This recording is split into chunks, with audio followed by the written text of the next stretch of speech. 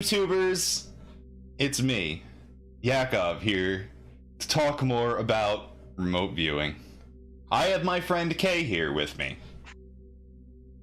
Hey y'all. And Jibril is here. L'chaim. Yes.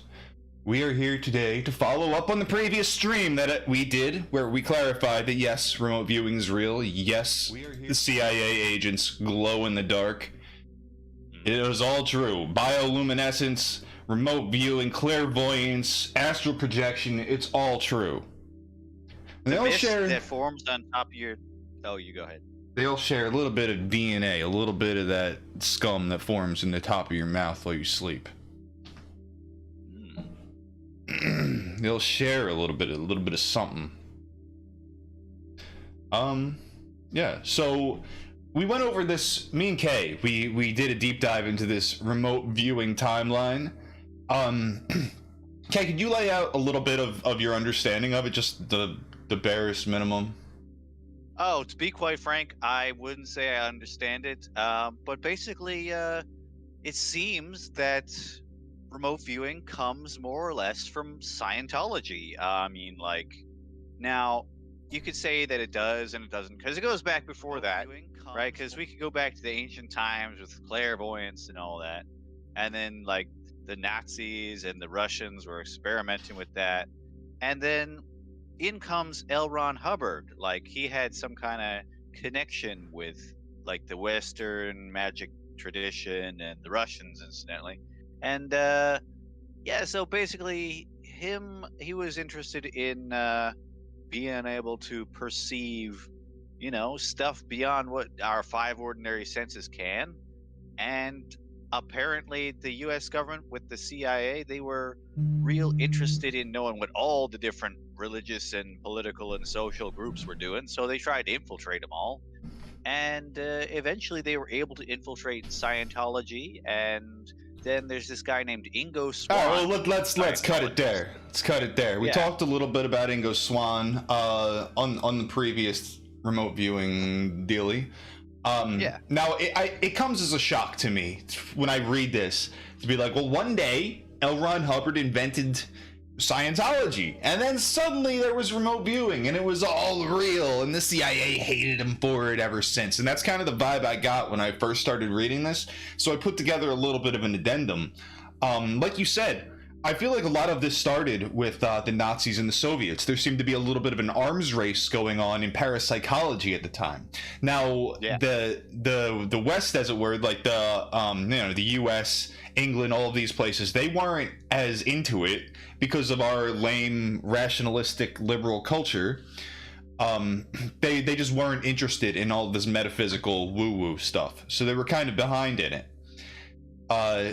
Once World War II ended, there was a race to grab up all of the scientists who were left over from that era. Yeah, you have like Project Paperclip and all that. Yes. So I just to kind of prove my point, I looked up this man Hans Bender. He was a German lecturer on the subject of parapsychology who was also responsible for establishing the Parapsychological Institute. It's in German. It's a stupid name. For many years, his pipe-smoking, contemplative figure was synonymous with German parapsychology. He was an investigator of unusual human experience, e.g. poltergeists and clairvoyance.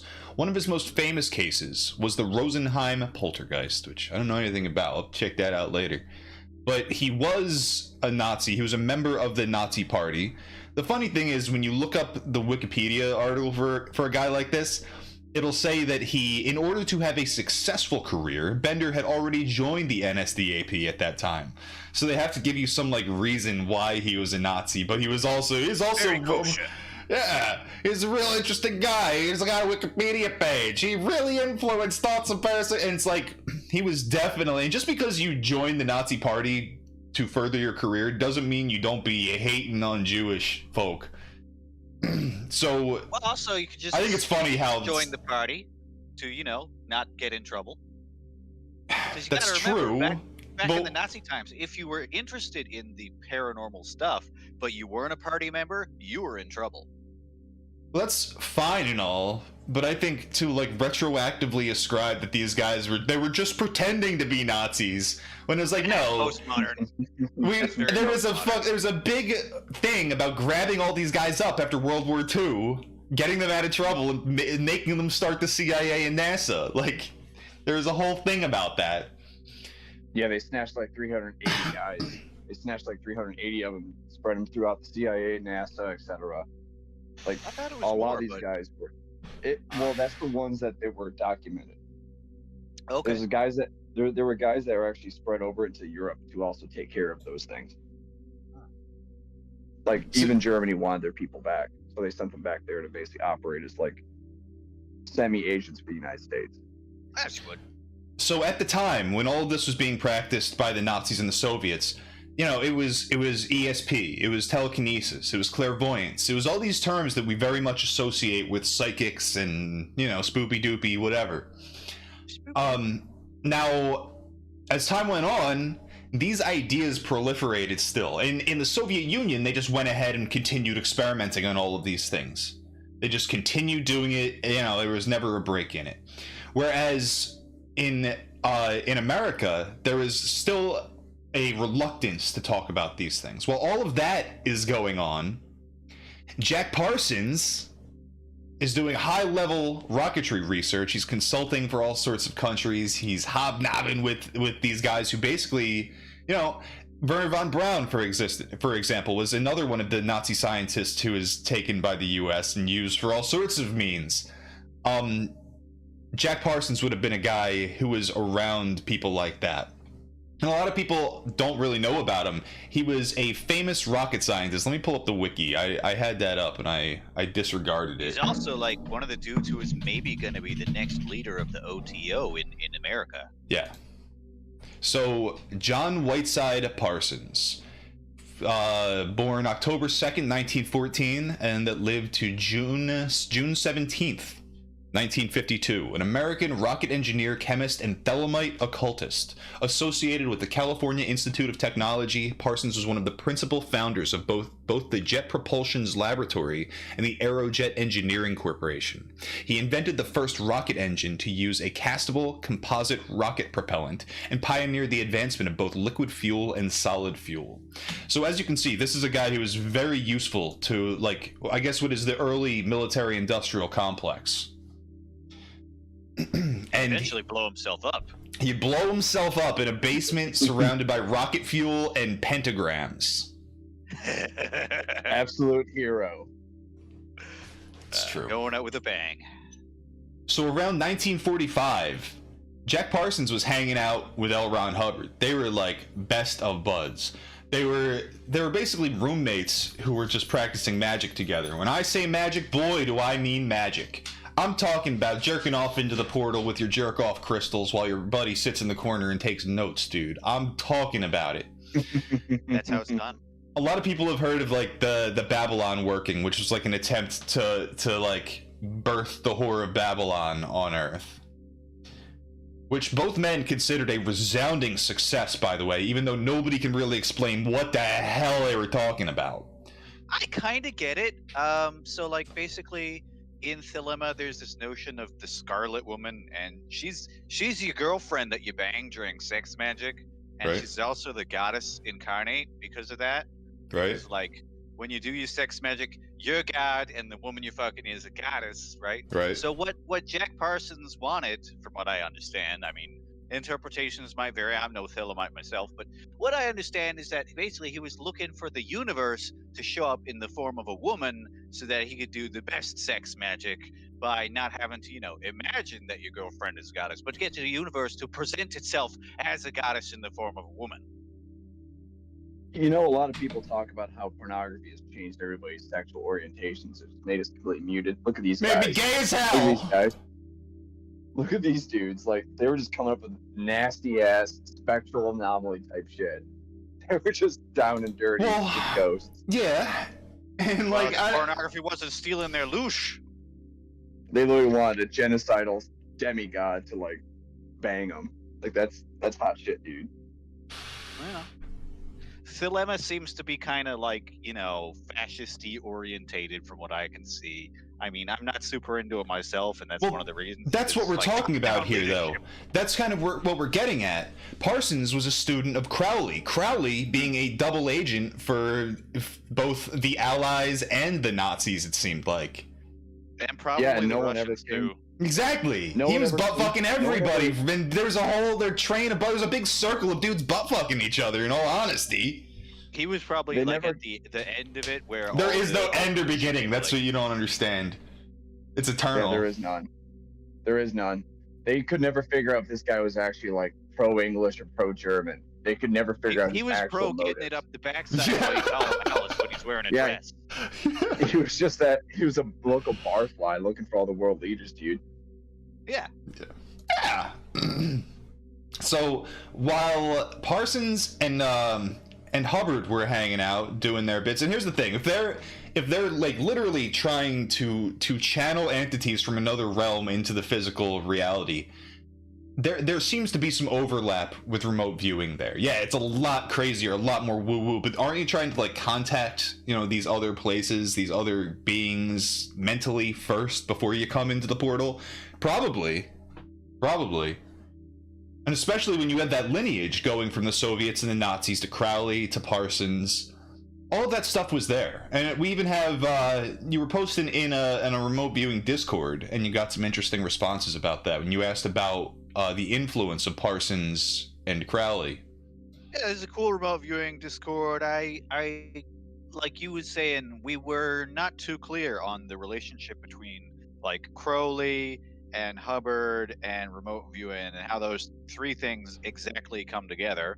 So I did pose the question. We got some interesting answers, but it seems to come down to jack-off crystals. It's not quite that simple. There are jack-off crystals involved. Nobody's denying it. But true. Yeah, so the response was from Kamalkazi. Well, remote viewing in and of itself wasn't really a practice prior to the development at the Stanford Research Institute, but we can trace elements of what we know as RV, remote viewing, from aspects of Hubbard and Crowley, and by extension Parsons, but I don't know much of his actual magic beyond his being a Magister Templi teaching Hubbard. Whatever.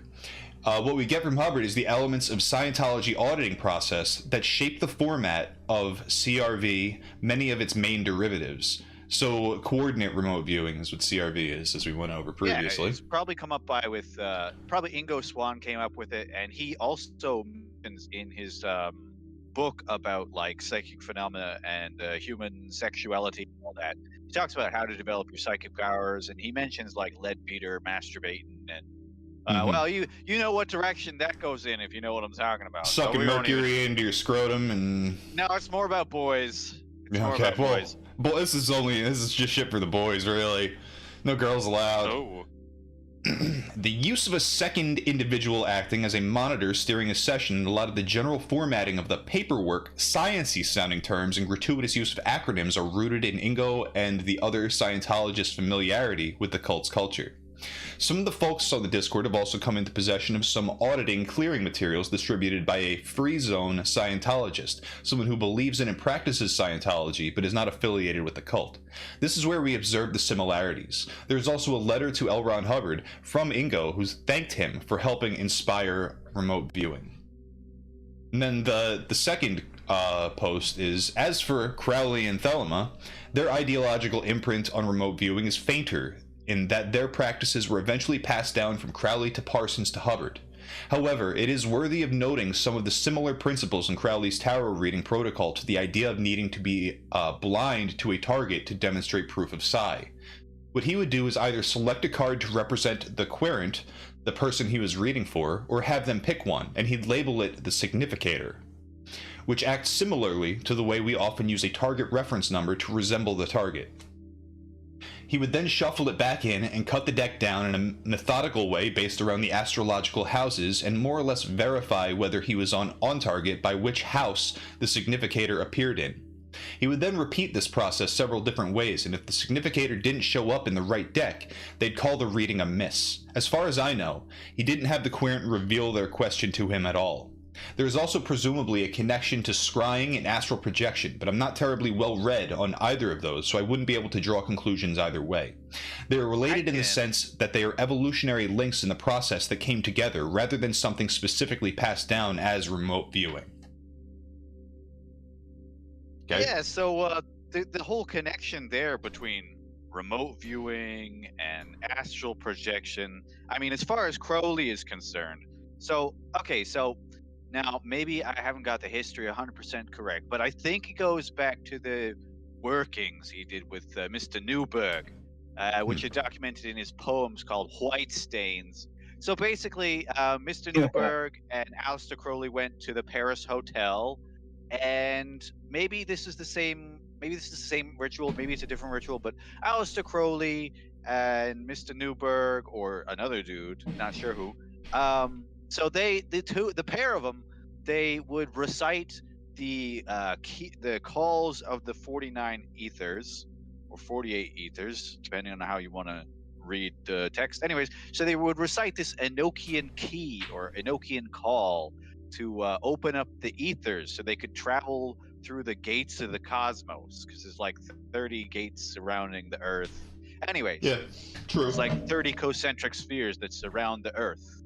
Anyways, so you want to travel through them, you recite the call, and then it opens up, and then you can travel through it. So how you do that is you bend over, and then a guy like rams you up the butt, and meanwhile you take Aleister Crowley, he would take a wooden cross on which he had a topaz. That's what I would do. A topaz at the intersection of the two pieces of wood, and he'd hold shove it directly up his ass. No, he'd hold it against his third eye, and yes, that's what I said. His prostate. Yeah. So he'd go blank and hold a crystal up to his third eye while getting rammed up the butt, and that's how he would scry the aethers and astrally travel into them. This is literally the DNA of remote viewing. This is the AIDS that it's infected remote viewing. Well, anyway, so jizz crystals aside, remote viewing, you sit in a chair and like you sort of blank out, and then your monitor says, okay, the target number is, XYZ AZB, and then you blank out, and then you do your little remote viewing process, and from the blankness comes information that you non-locally perceive. It's similar to astral projection, but you're not going anywhere. Instead, you're just sort of passive and letting the dick of the universe bring the seeds of information to you. Yeah, that's true. I have actually some classified interactions between Jack Parsons and an undisclosed Thelemite. He sent it. It was apparently in Houston at the time, and he sends this message. The crystal I wear around my neck contains an essence that gets recharged when I jack it with Hubbard, who also has a crystal. It gives me confidence at work, home, social situations, etc. Nobody knows it's a jack-off crystal but me and L. Ron Hubbard. I've seen it glow white while jerking it with L. Ron Hubbard, and that's how I know it's real. You can come over for as long as you want, but I need a picture of you, preferably wearing a crystal, before I waste my time. Well, there's these social clubs you can join. It costs a lot of money. What a dirty boy. What a dirty boy. Would Yakov spread disinformation on the internet? Huh? Would Yakov spread disinformation on the internet? I think not. No, never. So, Parsons and Hubbard, they was hanging out. They was hanging loose. Swanging, jacking off on crystals. And then eventually Hubbard stole Jack's girlfriend. Oopsie. Sorry. And also like $25,000. Sorry! Bye! Here, I took all your secrets and $25,000 and your girlfriend. I'm about to head out. And that was the falling out between Parsons and Hubbard. Now, we have this quote from Aleister Crowley when he heard of all of this shit going down with Parsons. So this is from the book A Piece of Blue Sky by John Attack from 1999. Aleister Crowley strongly criticized Parsons' actions, writing, "Suspect Ron playing confidence trick, Jack Parsons, weak fool. Obvious victim, prowling swindlers." So Crowley was no fan of L. Ron Hubbard. He didn't know who he was just some nobody, and Aleister Crowley took him as a con artist, and that's saying a lot when the king of con men calls you a con man. Just poo-pooed anybody he saw as competent. Yeah, that's for sure.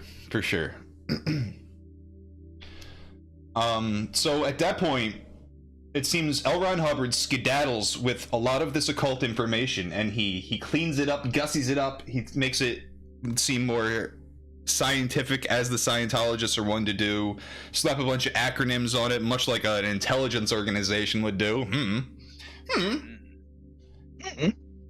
And here's another quote from that book. Hubbard often claimed that the only people who understood the value of his research in 1938 were the Russians. In an interview given in 1964, he said that the Russians had offered him $100,000 and laboratory facilities he needed in the USSR so that he could complete his work. After Hubbard refused, a copy of Excalibur was stolen from his hotel room in Miami. Hubbard made no mention of these supposed events when complaining to the FBI about approaches from the Russians in 1951. Keep that in mind when he talks to the FBI about the Russians in 1951. We'll be back to that one. So Excalibur was stolen from his hotel room. Excalibur was the precursor, unpublished precursor to Dianetics. It became Dianetics. I'm assuming it was supposed to be like supposedly it was a near-death experience that he had while under the influence of nitrous oxide while getting dental work done. Yeah, I forgot about that. Yeah. So I guess it was this fantasy story that was going to unravel all the truths of mankind or whatever. It eventually became Dianetics. And that, he says, that was stolen by the Russians.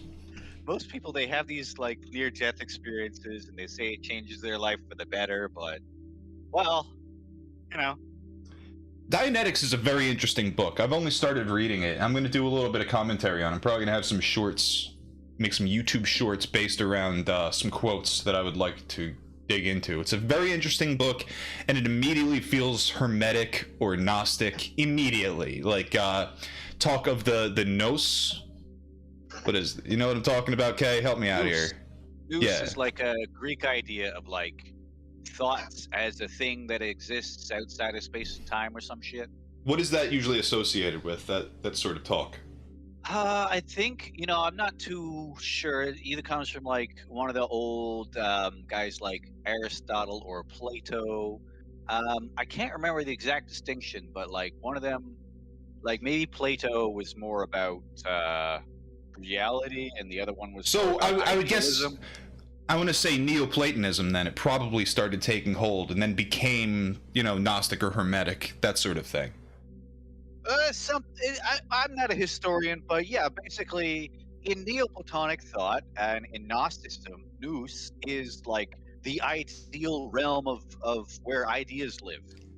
This is immediately where Dianetics starts talking. From chapter 1, this is what you're reading about. So that's the type of thing that it is. It doesn't feel like the Church of Scientology today. It's almost like that whole thing eventually did get fucking co-opted at some point. Almost like, I don't know, strange. So we got Avocado in the chat. What up, bro? He says, we have remote viewers working for $5. I didn't respond to his birthday wish. I'm sorry about that. I had a very, very long weekend. There was a holiday, and there were multiple birthdays, and then I had to paint things, and I don't know. It sucked. It basically sucked.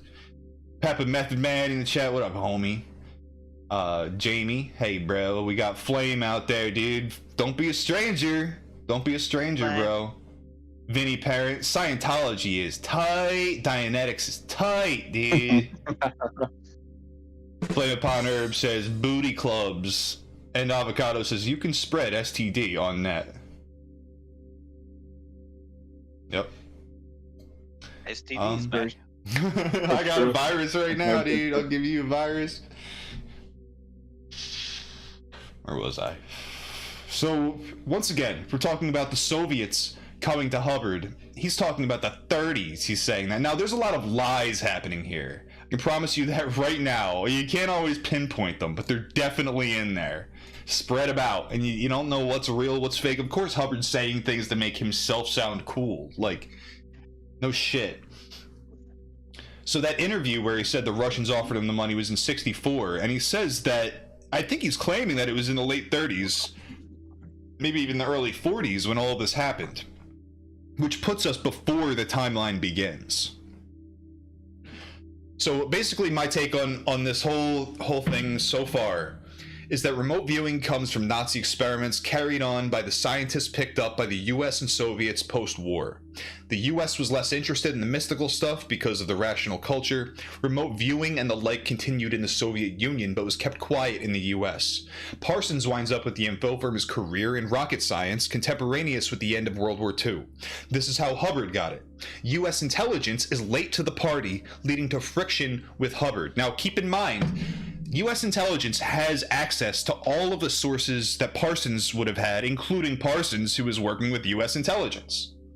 So it's not like they can't get this information, but it does seem like Hubbard had a head start on it. He had the facilities, he had the money, he had the people, and he started doing it before the government got involved.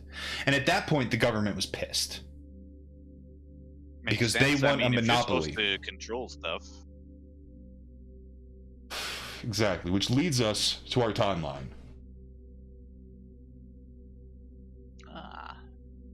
So this timeline details U.S. government development of parapsychology for military intelligence purposes, leading to secret CIA-initiated programs that became commonly known as remote viewing. The timeline reaches to the beginning of Central Intelligence Agency mind research and experimentation in the 40s, including parallel information on similar research being carried out simultaneously in the Soviet Union during the Cold War. I want to also make it known that what we're talking about before Scientology, you can say that's not remote viewing. You can totally do that, but you can see all of the little pieces that come together to create remote viewing as we know it. Remote viewing as we know it does seem like it was developed as a system where they remove all of the spoopy doopy stuff, all of the talk of, you know, other dimensions and psychics and ghosts, all of that kind of goes to the wayside, and it just becomes a formulaic approach to seeing things in your mind, seeing other places, other things in your mind, or feeling them, or just kind of knowing what's going on. So the process, as we're talking about it now, very well could have been developed by Scientology, but there were other things at work here, and there probably are other methods out there. Because nowadays there's a couple different schools of remote viewing, but yeah, as you were saying. Well, that's even more to the point, is that what we know is remote viewing now, it doesn't stop there, and now we have remote viewing.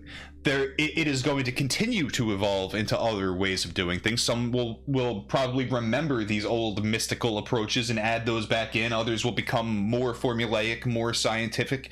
These things continue to evolve all the time. They're never static.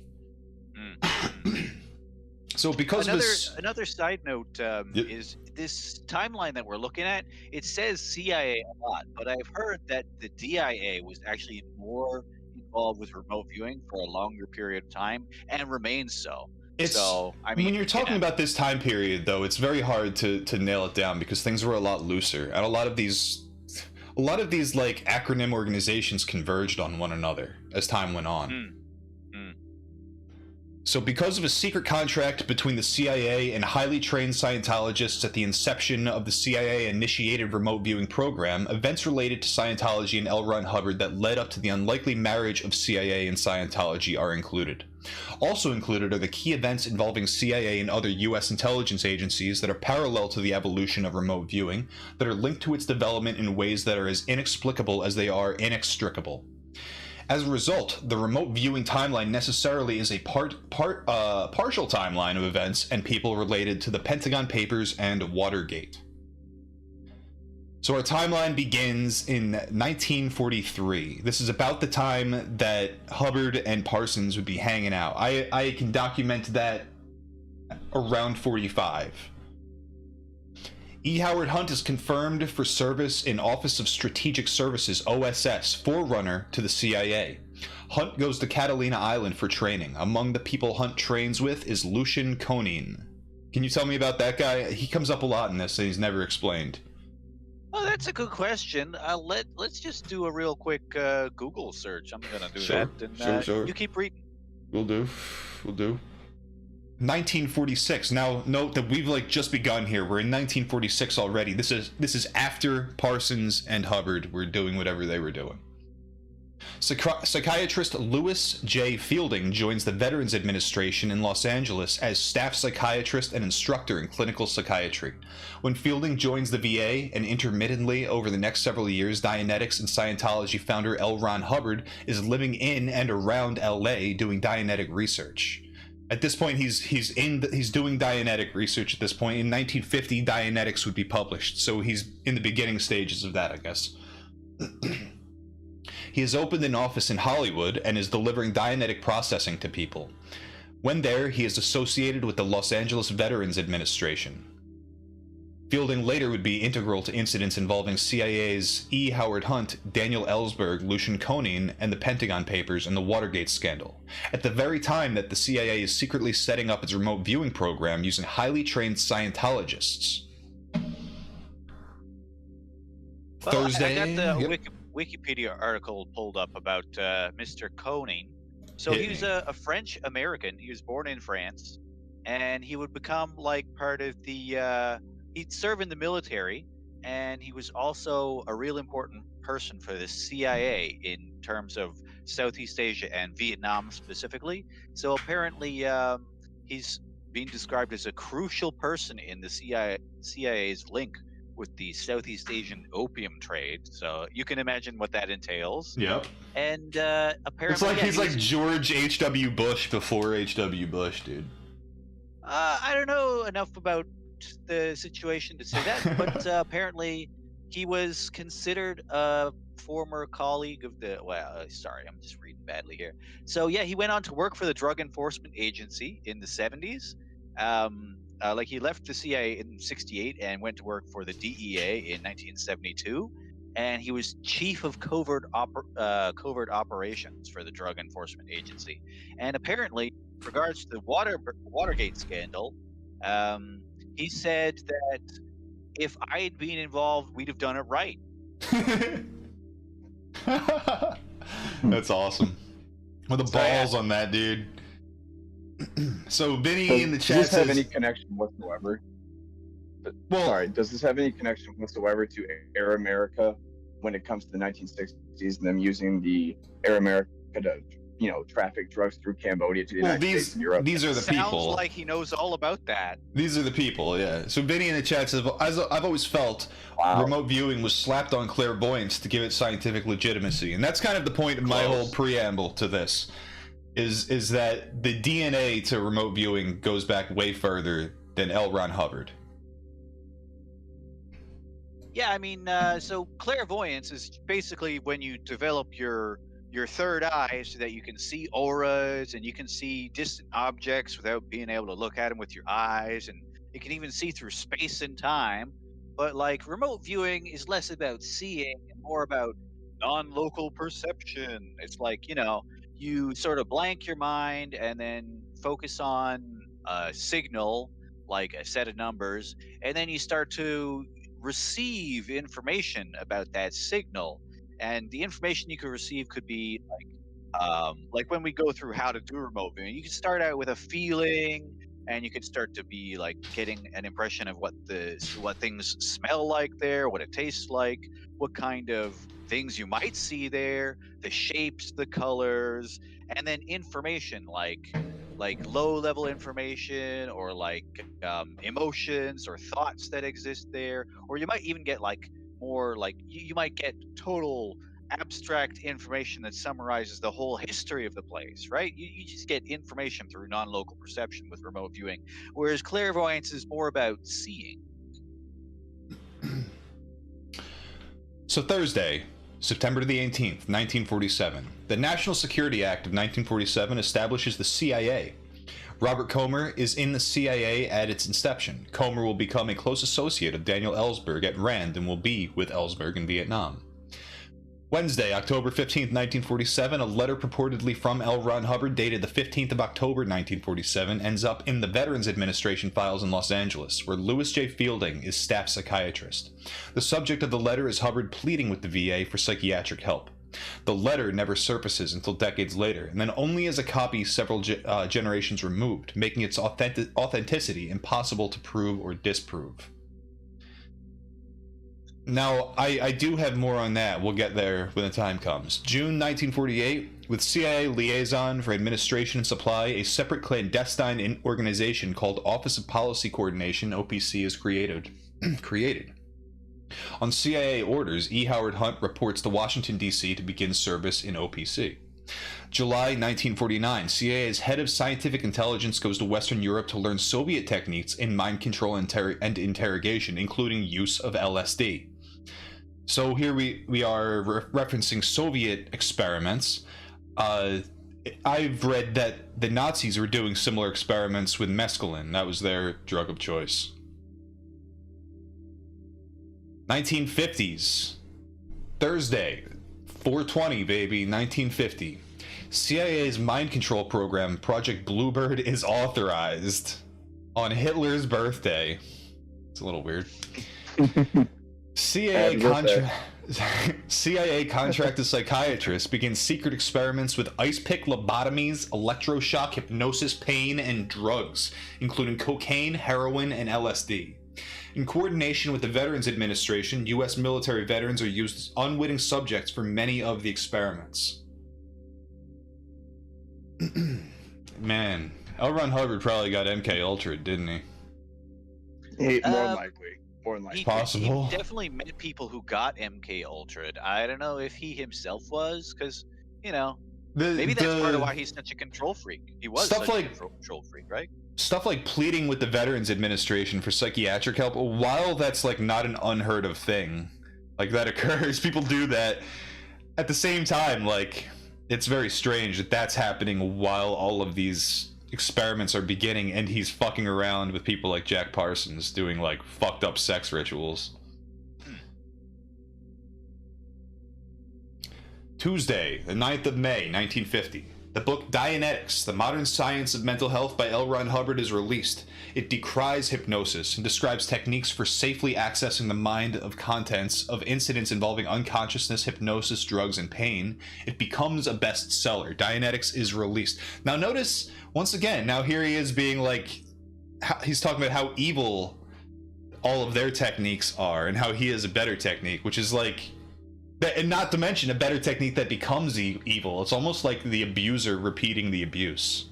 Oh, bruh, he says hypnosis is bad, and then he does a bunch of hypnosis on everybody. Yeah, exactly. Saturday, 27th of May. Yep. He also says, like, if you've been involved in hypnosis, you can't join the Scientologists. And, you know, he says it's because, you know, it's evil and bad, but the real thing is, if you are familiar with hypnosis and you join Scientology, you're gonna realize you're getting hypnotized. It's so strange. It's like a rape victim. Yeah. It's very bizarre. It's very bizarre. So Saturday, 27th of May, 1950, the Office of Naval Intelligence in D.C. sends an officer to put L. Ron Hubbard into civilian service in the government to continue his researches on the mind. Hubbard says no. The officer says that if he refuses, Hubbard will be ordered back to active duty, since his naval commission has not been terminated. Hubbard quickly takes advantage of a letter of permission he has from the Secretary of the Navy to resign his commission, thereby putting Dianetics and Scientology out of the reach and control of the U.S. government. So, the first time I read this fucked me all up. The government tries to like demand his you know, cooperation in this research. Hubbard just says no, and he weasels his way out of it easy as hell. What year is this? 1950. 1950. I have an article, if I can find it. If I can be so lucky. So, recently released FBI files show L. Ron Hubbard offering to inform on his own organization. It's an article from 2017. Hubbard, blaming a bad breakup on communists, pledged his services to fight the Red Menace, including the names and fingerprints of every member of a Scientology precursor. Blaming a bad breakup on communists. When he stole Parsons' wife, it didn't end there. Parsons was still in communications with her and basically turned her into what would go on to be called a suppressive person in Scientology. So if you know anything about that, suppressive persons are people who basically get people to come out of Scientology and then get gang stalked by Scientologists and threatened with legal actions. A suppressive person is like anyone who's against Scientology. Not good, bad. Yeah. Recently released FBI files show that just over a year after L. Ron Hubbard created the Hubbard Dianetic Research Foundation, a precursor to the Church of Scientology, he offered to become an informant for the Bureau and provide the FBI with a list of its members and copies of their fingerprints. So while previously published books have mentioned part of this, significant details are disclosed in recently released files as a result of FOIA lawsuits jointly brought by the author along with Radar Online, represented pro bono by Dan Novak. While the books described Hubbard's willingness to throw certain members of his Dianetics Foundation under the bus, the FBI's files show that his paranoia left him more than willing to provide the Bureau with information on every member of his foundation, including fingerprint cards. While this was ostensibly done in the name of fighting communism and rooting out any supposed communist subversives that had made their way into his group, the context leaves no doubt that it was in response to his wife leaving him and accusations that he kidnapped and drugged her. The FBI was surveilling Parsons for being a spy for the Soviet Union. So when you look this up, when you look up Jack Parsons in relation to the Soviet Union, what you find is a bunch of people crying McCarthyism.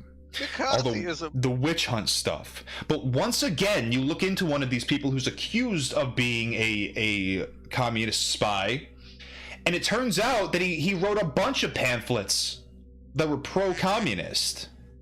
That was his bit, that he was a communist, that he was working in the military-industrial complex as a spy, dealing with the Russians, probably working in parapsychology with them. So now, Hubbard's grudge against communists is a very personal thing with Parsons.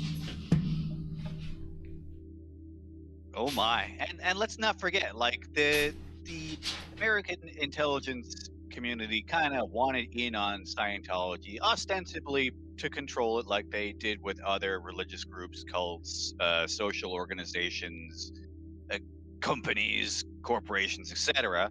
But, you know, Mr. Hubbard, being the kind of guy that he was, he wanted to be in control of his thing, right? So probably he was trying to be diplomatic so that he could keep control of his thing and not lose it to the American intelligence community. Exactly. Now, this all occurred in 1951.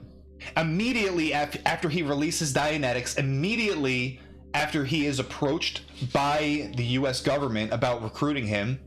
So it's not that he got some fucking letter from his whatever the hell it was that got him out of military service. It's not about his the Naval Commission. It's not the Secretary of the Navy. It's not that. It's that he started informing for the government, that he was working with the government at that point. That was his concession. I will work with you. I will inform for you. It may have got him his letter. So that's a big part that's left out of this, and that's why I think that this PDF has been... the Scientologists have gotten their grubby mitts on it to make L. Ron Hubbard look as good as possible. Yeah, for sure. And, you know, the fact is, any aspect of the remote viewing community, Scientology touched it. That's been established, and we'll establish that here. Well, Scientology basically invented remote viewing. I mean, not exactly, but pretty much. No, and as the practice we know today, it was put together by Scientology. So in September of 1950, as CIA's Project Bluebird expands, the CIA contracted psychiatrists' experimental purposes and activities include inducing amnesia, inserting hypnotic access codes into subject minds, controlling behavior from remote transmitters with brain electrodes, administering LSD to children, and using electroshock to erase memories. 1951, Office of Policy Coordination, where E. Howard Hunt is working, is merged with CIA. Over the coming years, during his CIA career, Hunt has other occasions to work with Lucian Koenig, who is on contract to the CIA. January 1951, L. Ron Hubbard introduces the theta mest theory, stating that thought, theta, is separate from the physical universe, matter, energy, space, time, mest. That theta can operate in and with mest, and that theta can consider itself integrated with mest, and that theta can consider itself to be mest, but that creative thought and perception reside in theta, not mest. You want to elaborate on that, Kay?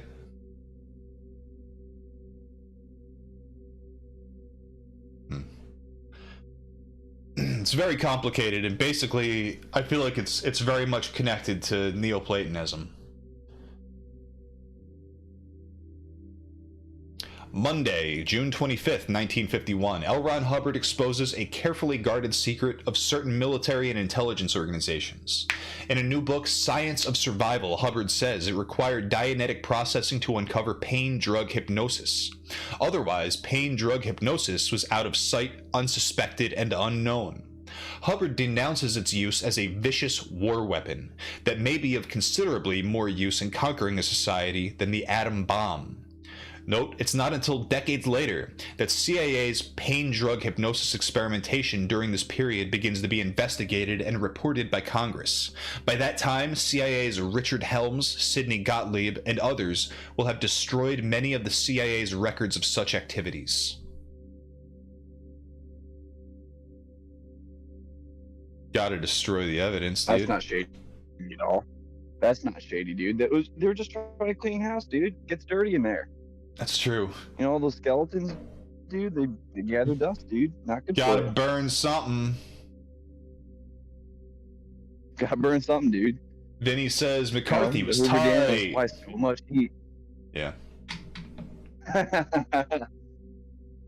McCarthy was tight, dude. Like, there's a few men in history that actually stand out in America for being cool dudes. Nixon's one of them, and McCarthy's the other. I'll counter-signal Nixon. I don't actually like Nixon. He didn't like pissing on trees naked in the woods, but that's actually the problem, is that he didn't like that. That's my problem with him. Monday, the 20th of August, 1951. He wasn't. Should have pissed on the trees. CIA's Project Bluebird evolves into Project Artichoke, with goals such as get control of an individual to the point where he will do our bidding against his will and even against fundamental laws of nature. Monday, January 7th, 1952. A secret internal CIA document discusses a multi-level program to research and develop the use of extrasensory perception for practical problems of intelligence. July 1952, L. Ron Hubbard releases a book, History of Man, published also as What to Audit, that describes some of the native capabilities of thought, theta, in the individual, as including communication by telepathy and the moving of material objects by throwing an energy flow at them. Hubbard describes Scientology processes to rehabilitate these potentials. Wednesday, August 6th, 1952, Alexander Puharich delivers a lecture called On the Possible Usefulness of Extrasensory Perception in Psychological Warfare to a Pentagon conference. On the possible usefulness of extrasensory perception in psychological warfare becomes a decades-long intelligence agenda for the Cold War.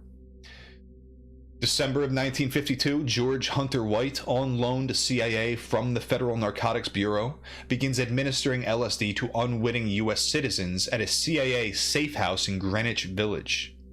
L. Ron Hubbard delivers a series of over 50 lectures in Philadelphia on processes for attaining a state he calls operating thetan, OT, described as being stably exterior from the body and able to perceive, communicate, and operate in the physical universe without reliance on the sense channels or mechanics of a body.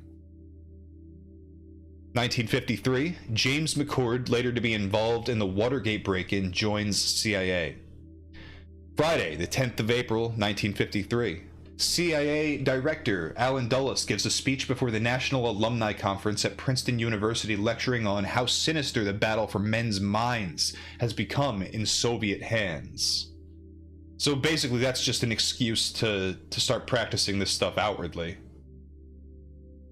CIA so Director... You gotta go hard on the other guy, always. Yeah.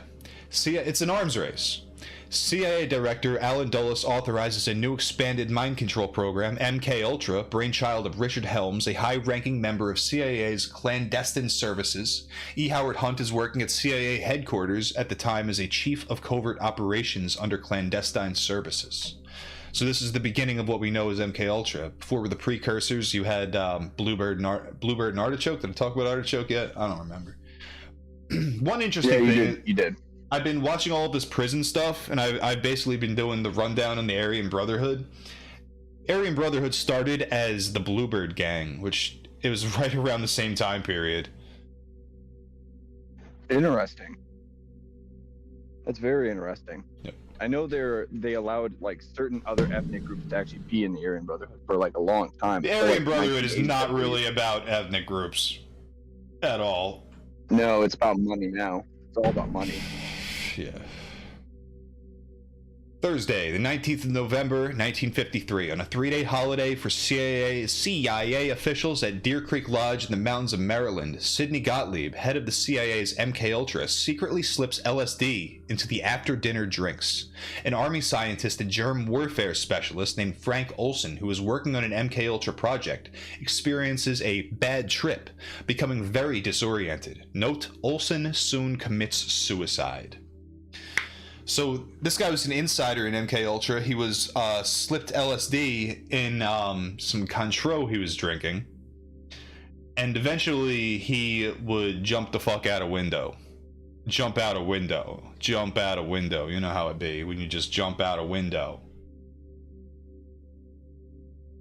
Circa July 1955, George Hunter White moves his CIA safe house operation equipped with one-way mirrors and surveillance gadgets to San Francisco under the aegis of MK-Ultra and Sidney Gottlieb. The code name is Operation Midnight Climax. He hires prostitute addicts who lure men from bars to the safe houses after their drinks have been spiked with LSD. White films the events. The purpose of these national security brothels is to enable CIA to experiment with the act of lovemaking for extracting information from men. So, really, it all just sounds like look, dude, it's not sex magic. This is a different strain. This ain't sex magic. Swear to God, it's not sex magic. It won't give you anxiety, man. It won't. It'll fill you out, dude. I promise you. Notice that they're just running a trap house. The CIA is just running a fucking trap house at this point with two-way mirrors in San Francisco. Well, dude, they had to get ready for Reagan. They had to get ready for Reagan and his crack epidemic, dude. They had to get ready. Boggles the mind. Boggles the mind. Factions of the U.S. government are making efforts to seize Scientology in the United States. So here we have more friction going on between the two. I think the only reason that Scientology was allowed to prosper in these early years was because L. Ron Hubbard was an informant. Monday, the 15th of August in 1955, staff of CIA Director Alan Dulles complete a report on communist brainwashing. Wednesday, the 2nd of January 1957, the Church of Scientology of California, the senior church, is granted tax exemption. So now, Scientology is kind of getting a little big for their britches.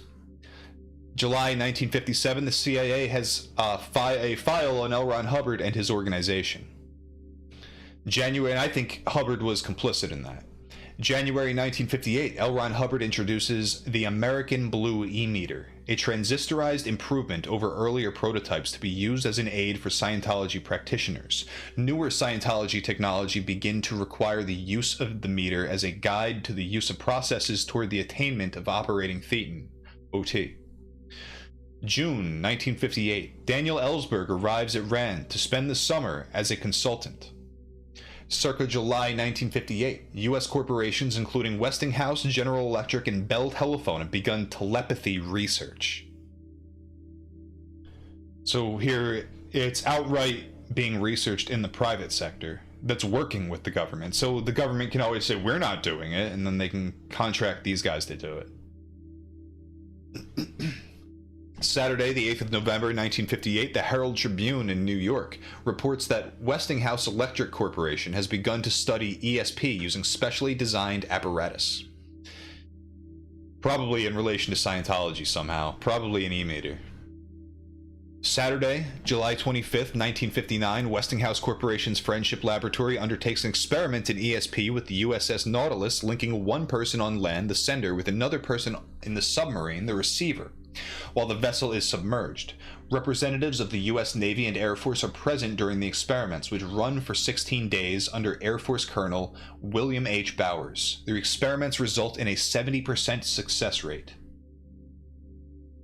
Here we have an image of L. Ron Hubbard discovering measurable sentience in plants, first using an e-meter with geraniums in his greenhouse at St. Hill, England, later with tomatoes, baby. Friday, the 18th of December, 1959. Garden News publishes a story, Plants Do Worry and Feel Pain, describing experiments done by L. Ron Hubbard where he has connected plants to a Scientology e-meter and measured their reaction to threat and damage. 1960s, Monday, the 17th of April, 1961. Martin Eban, administrative assistant of the Parapsychology Association in New York and on staff with the U.S. Information Agency, is in Washington, D.C., giving a briefing on telepathy to a top intelligence agency. He is a specialist in tracking and examining the nature and direction of Russian and Soviet security services. Tuesday, the 25th of July, 1961, L. Ron Hubbard goes from St. Hill in England to Cape Finisterre, Spain, for about 10 days and purchases a ship that is 106 feet long with an 18-foot beam and sleeps about 22 people. He says that the purchase of the ship is part of an operation he is conducting from St. Hill. Note, this event is the earliest indication of Hubbard's creation in Spain of the confidential Sea Project, later to be called the Sea Org, which he establishes to protect and deliver the confidential upper levels of Scientology. This is the first ship purchased. The Sea Project will not be made known publicly for several years. Later, Hubbard writes that the oldest yacht in the Sea Org is the Enchanter. This sounds to me like some Lolita Express stuff, in all honesty.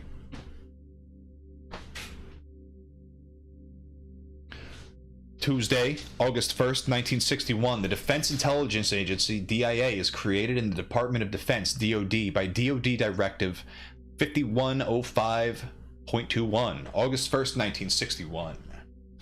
After the creation of the CIA Initiative remote viewing program, its administration later gets transferred, at least in part, to DIA as one action of the remote viewing shell game of secrecy that goes on for decades.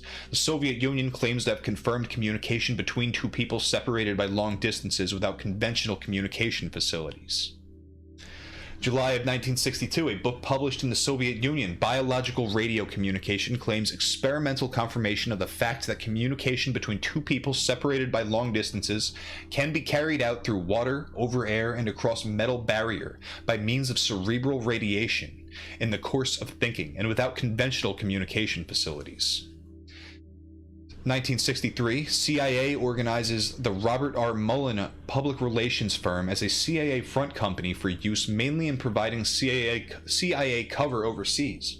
Mullen has several overseas branches for its CIA front operations and an office in Washington, D.C. One of its branches in Europe is staffed and run and paid for by the CIA. Howard Hunt will retire from CIA and go to work for Mullen on the 1st of May 1970. At the time of his purported retirement, Hunt will be the CIA's chief, I don't know what that is, EURCA, I don't know. CIA's Richard Helms attempts to defend CIA drug operations like Midnight Climax by telling CIA Inspector General John Ehrman that such testing has been necessary to keep up with the Soviets. You can just imagine what the Soviets are doing then. And just imagine the shit that we haven't heard about. All the stuff they burned. All the trap houses that they burned down. Unbelievable. It really does make you wonder what the Russians actually were doing. There's not much on file about what they were doing during this whole process. Who? The Russians. It makes you wonder what they were doing. Like we know what the Americans are doing. What were they doing? They were outwardly just doing parapsychology, psychic ESP research. They were just doing that stuff. There was no excuses. There was no nothing.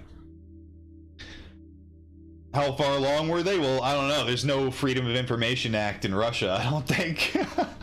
Yeah, that's what I'm wondering. Like, what was the deepest, darkest shit they were up to? What was their Lolita Express? What was their L. Ron Hubbard? Well, there's lots of that. I mean, their Kissinger was like an Alexander Dugin. Like, yeah, there are parallels. It's much shadier, much weirder, and it's much more occult, to be honest. Vinny in the chat asks, where are y'all on the tone scale? I don't know what that is. Uber Gamer out there doing mod stuff for free? Thanks, bro. Avocado, I still appreciate you. I like you. Don't be mean in the chat. Don't be a nerd in the chat. I'm your friend. Did you say toes scale? Tone scale. I don't know what it is. It's a mystery to me. So Friday, January 4th, 1963, deputy marshals and Food and Drug Administration agents raid the Scientology headquarters in Washington, D.C. and seize 100 e-meters along with Scientology publications on the grounds that the e-meters are misbranded. So that sounds like straight out of They Live. It does. Weird stuff. 1964, Daniel Ellsberg is granted a unique security clearance, giving him unprecedented access to data and studies in all agencies, as well as several special clearances, including very high-level access to all our secrets in the State and Defense Departments and the CIA. CIA, baby. Having a hard time saying that. Circa November 1964, Richard Helms, director of CIA and father of MKUltra, contradicts himself on the need to keep up with the Soviets, telling the Warren Commission that Soviet research has consistently lagged 5 years behind Western research. That sounds like a bit of a cope to me. That's a very subjective thing.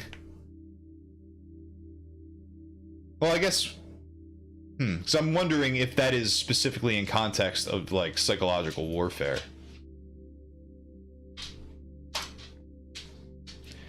Early January 1965, L. Ron Hubbard and Mary Sue Hubbard leave St. Hill in England and travel to Spain, going first at the Canary Islands, a province of Spain off the coast of Morocco. His research into upper levels of Scientology is now confidential, and while in Spain and the Canary Islands, he lays the groundwork for establishing confidential bases in Spain to deliver the upper levels. They return to St. Hill mid-February 1965. CIA Director Helms testifies he later will be convicted of perjury for lying to Congress.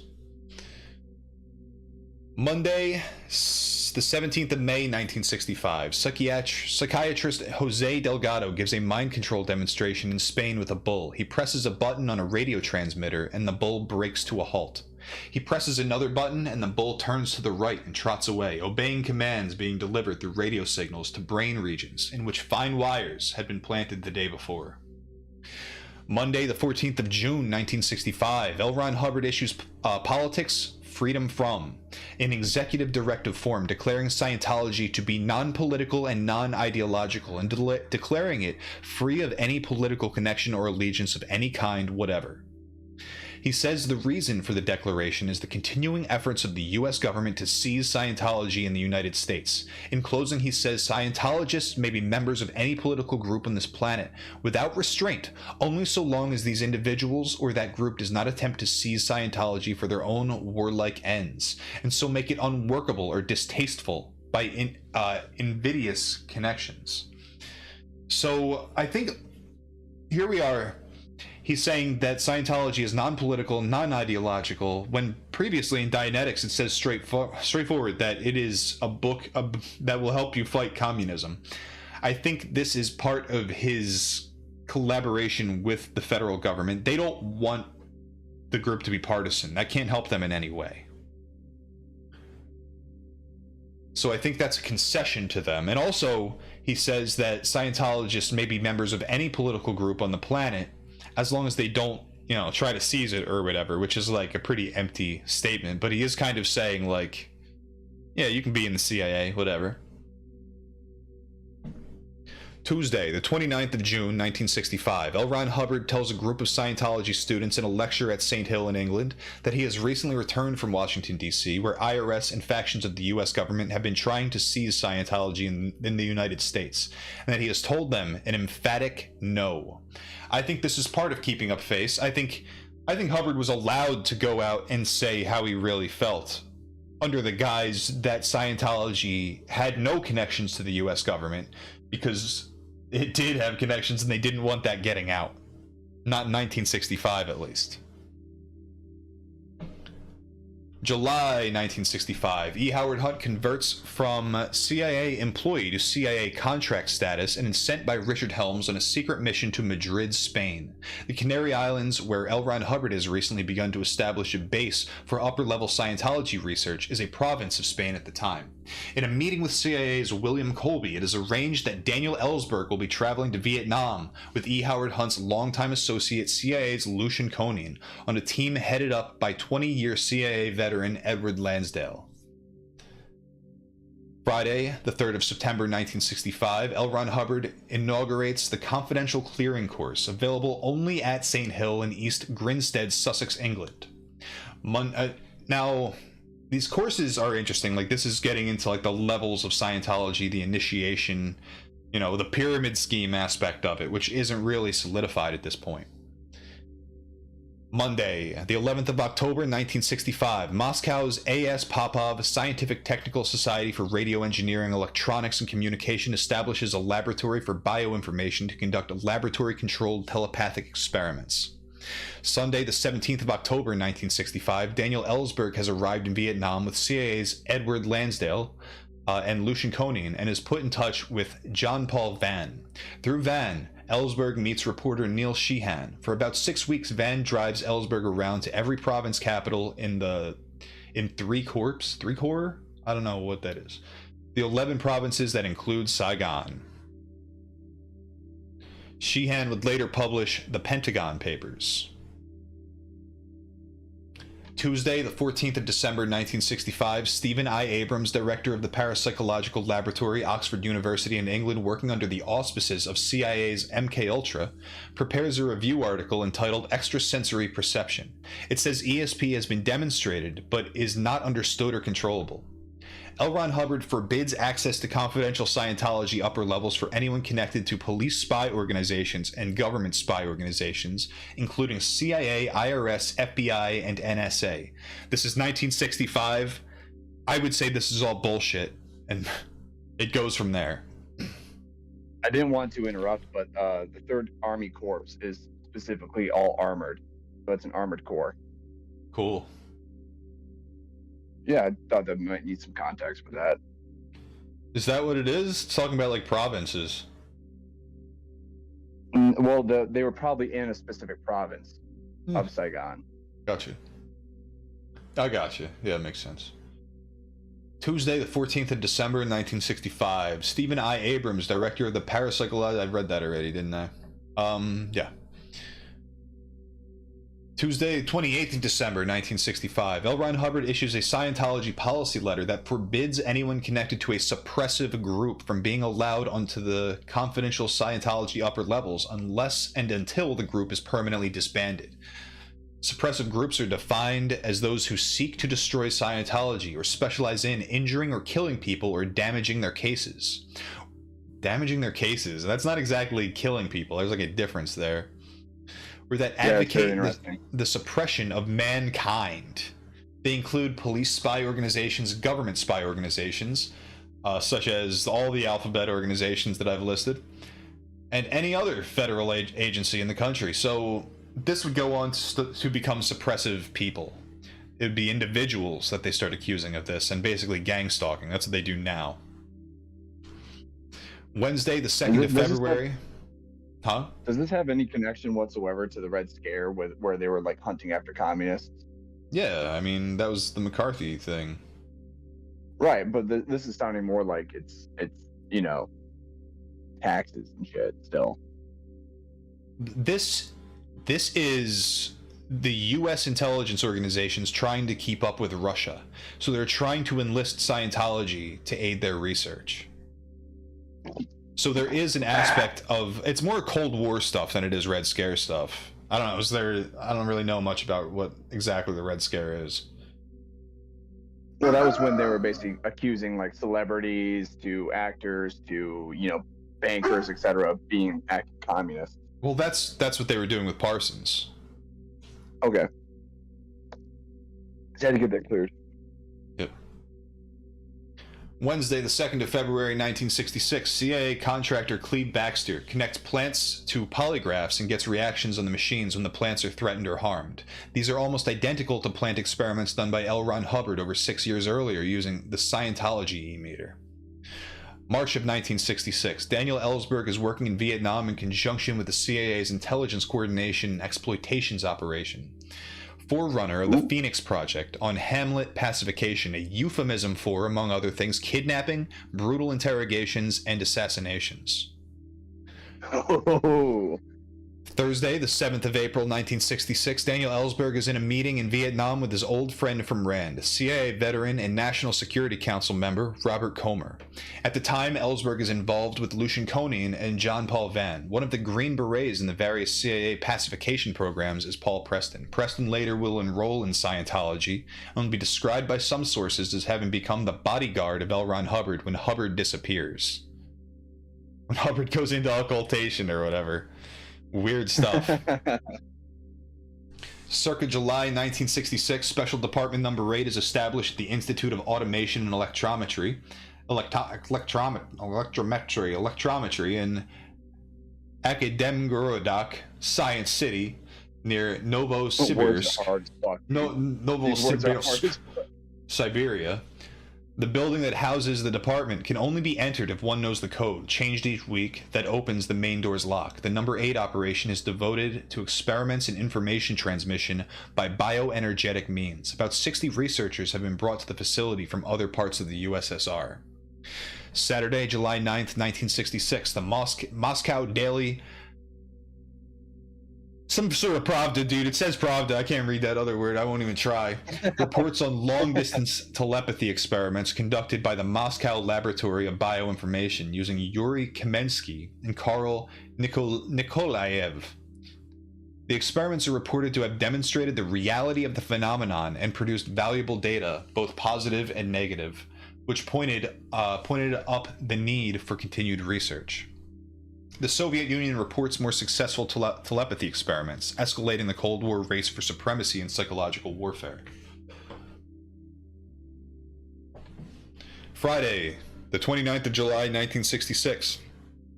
IRS sends a letter to the senior Scientology organization, Church of Scientology of California, recommending revocation of tax exemption. These seem like empty threats to me.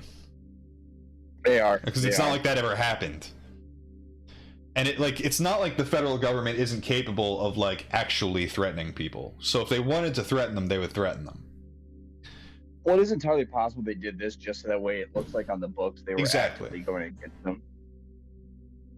Exactly. And at the same time, I don't think the government wanted them to have tax exemption. No. I think it was just a stipulation of basically their little contract they had with them. I don't even know about that. You know. That's the part that I think Hubbard may have outclassed the intelligence organizations a little bit.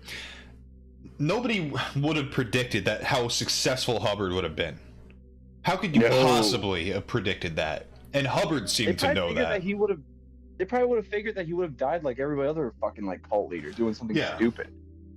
I don't know. Just fade into obscurity. I don't know.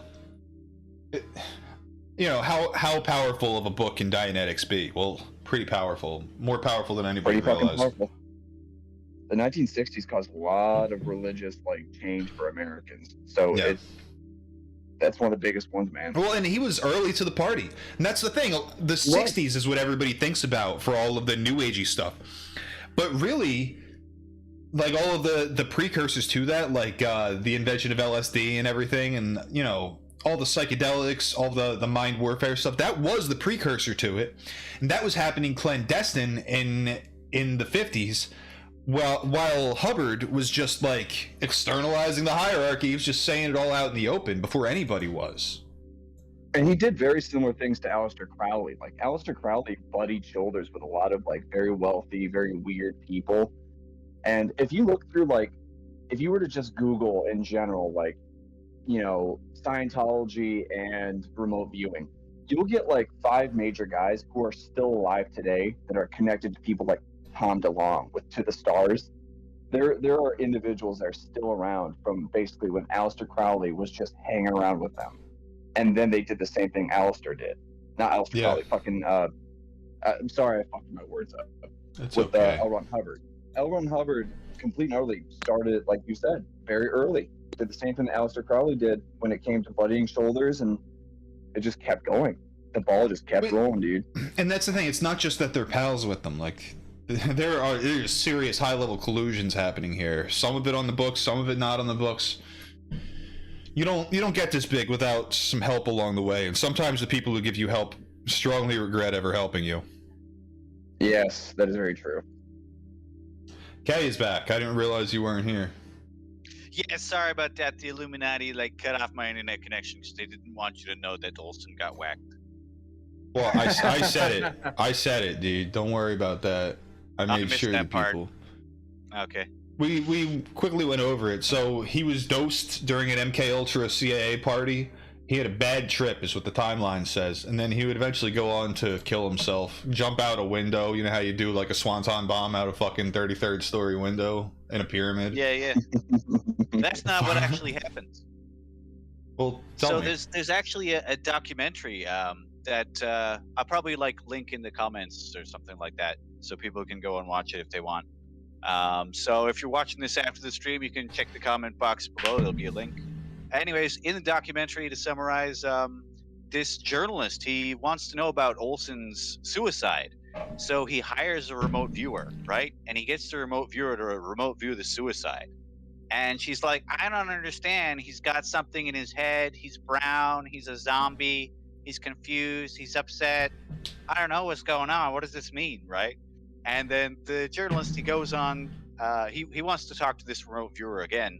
And she won't do an interview because she's scared of something. Apparently, the intelligence community told her to shut up.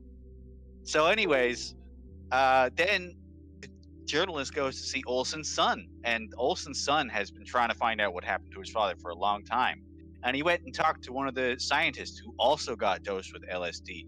And this scientist was interviewed again by the journalist. And the journalist basically says, yeah, no, that Olsen didn't have a bad trip on LSD. He and I talked about it and laughed about getting our drinks spiked with LSD. We laughed about it. What really bothered him was, I'm not going to tell you because I don't want to get whacked. So they talked to Olsen's son and they exhumed the body, right? So Olsen's son says, yeah, basically my father was brought to Germany, and in Germany they did some interrogations, and the interrogations resulted in the death of the spies being interrogated, right? And that really bothered Olsen, and he was going to go public about it.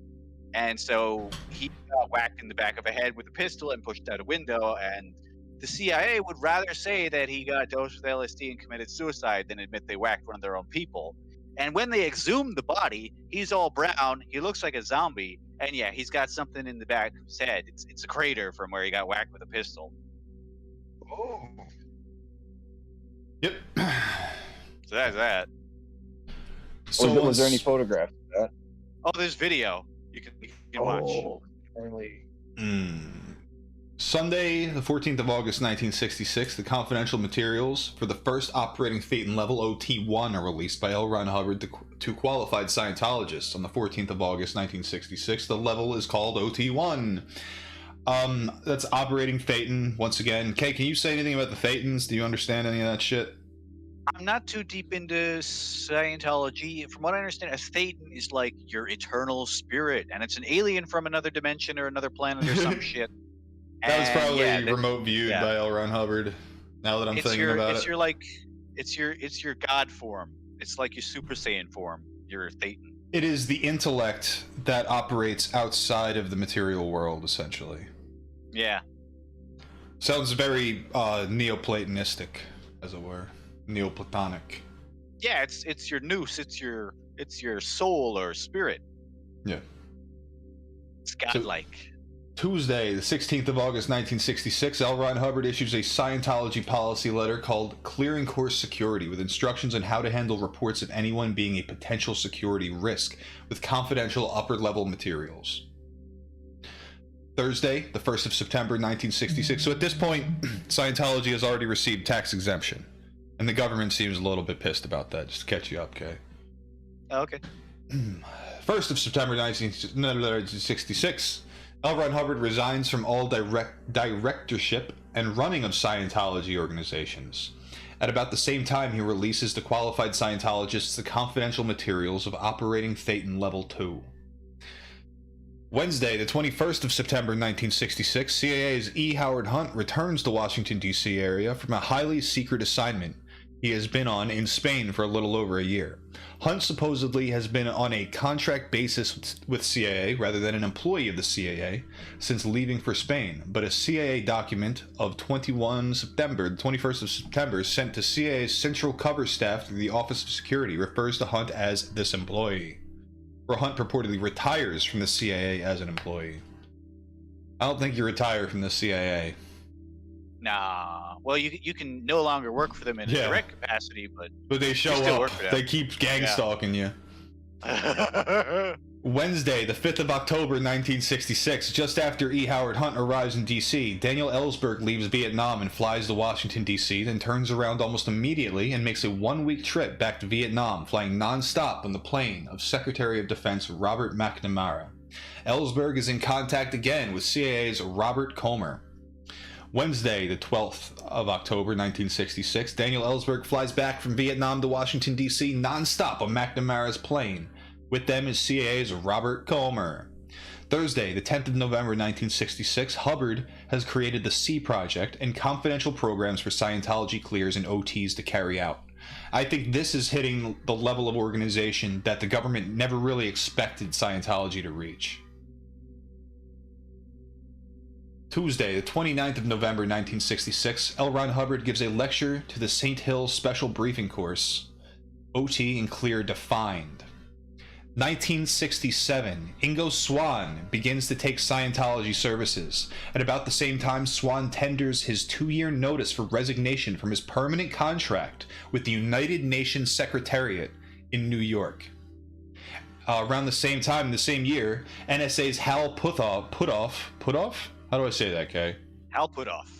Hal Puthoff enrolls in Scientology services. Note Puthoff will somehow get past or around the Hubbard injunction against members of a suppressive group being allowed access to the upper levels of Scientology. And by 1971, Puthoff will have attained the highest level, OT7. I think I may have an explanation for that. Now, I'm not too clear on the history, so maybe my idea here falls short, but there's the Stanford Research Institute, jokingly called the Scientology Research Institute, and basically all the scientists there, Hal Puthoff included, like the majority of the scientists there, were Scientologists.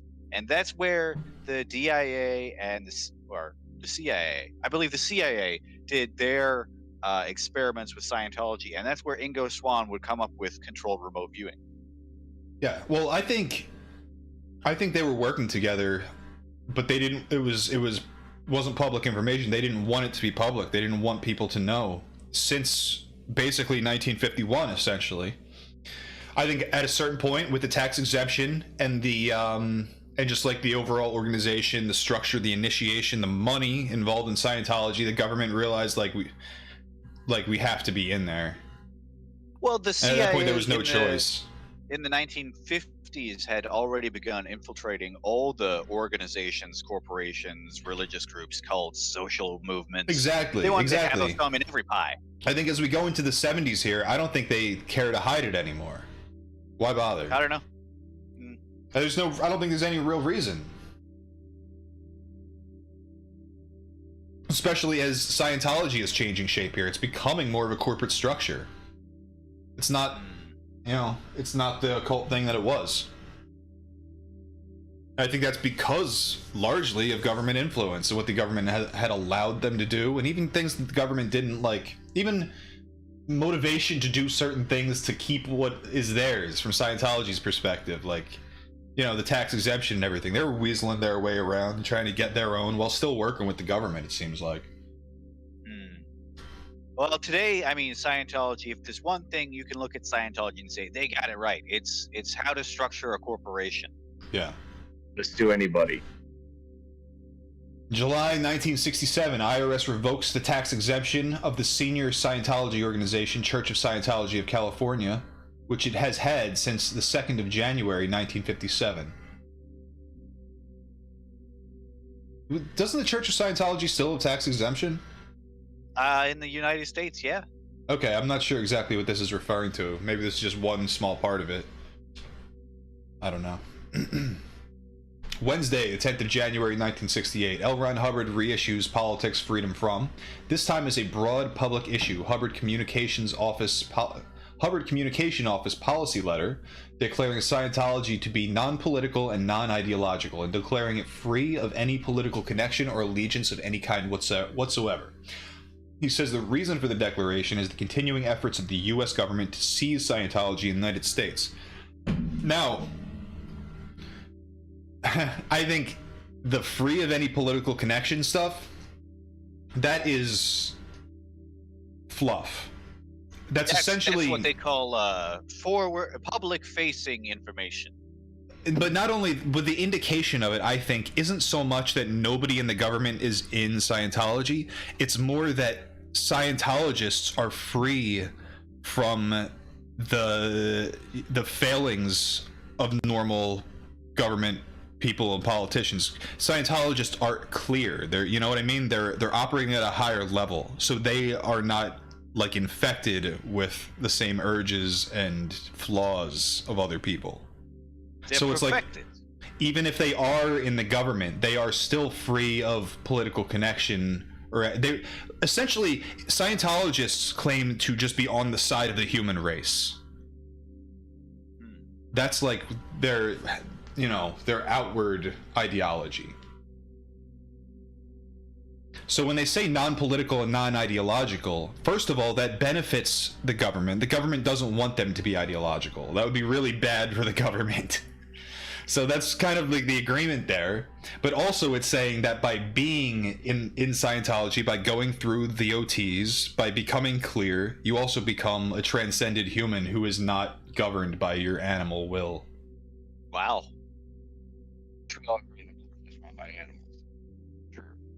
February of 1968, dude. American intelligence analysts begin noticing a Soviet secret police trend, indicating serious interest in what is called parapsychology in the West. So there, once again, you know, Soviets continue to do spooky stuff.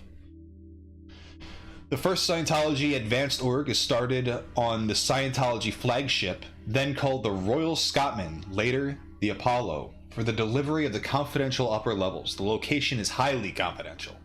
March of 1968, Daniel Ellsberg is working at Rand Corporation in Santa Monica, California. He begins having regular meetings with Beverly Hills psychiatrist Louis J. Fielding, former staff psychiatrist of the Veterans Administration when L. Ron Hubbard was connected with the VA there. Ellsberg purportedly is a Fielding patient. Tuesday, the 4th of March 1969, on a trip to the Rand office in D.C., Daniel Ellsberg is given a copy of the top-secret study that will become known as the Pentagon Papers for him to carry with him to the Rand office in Santa Monica, California, where he works. April of 1969, Ingo Swann employment on a permanent contract with the United Nations Secretariat in New York comes to an end. He's a full-time Scientologist at that point.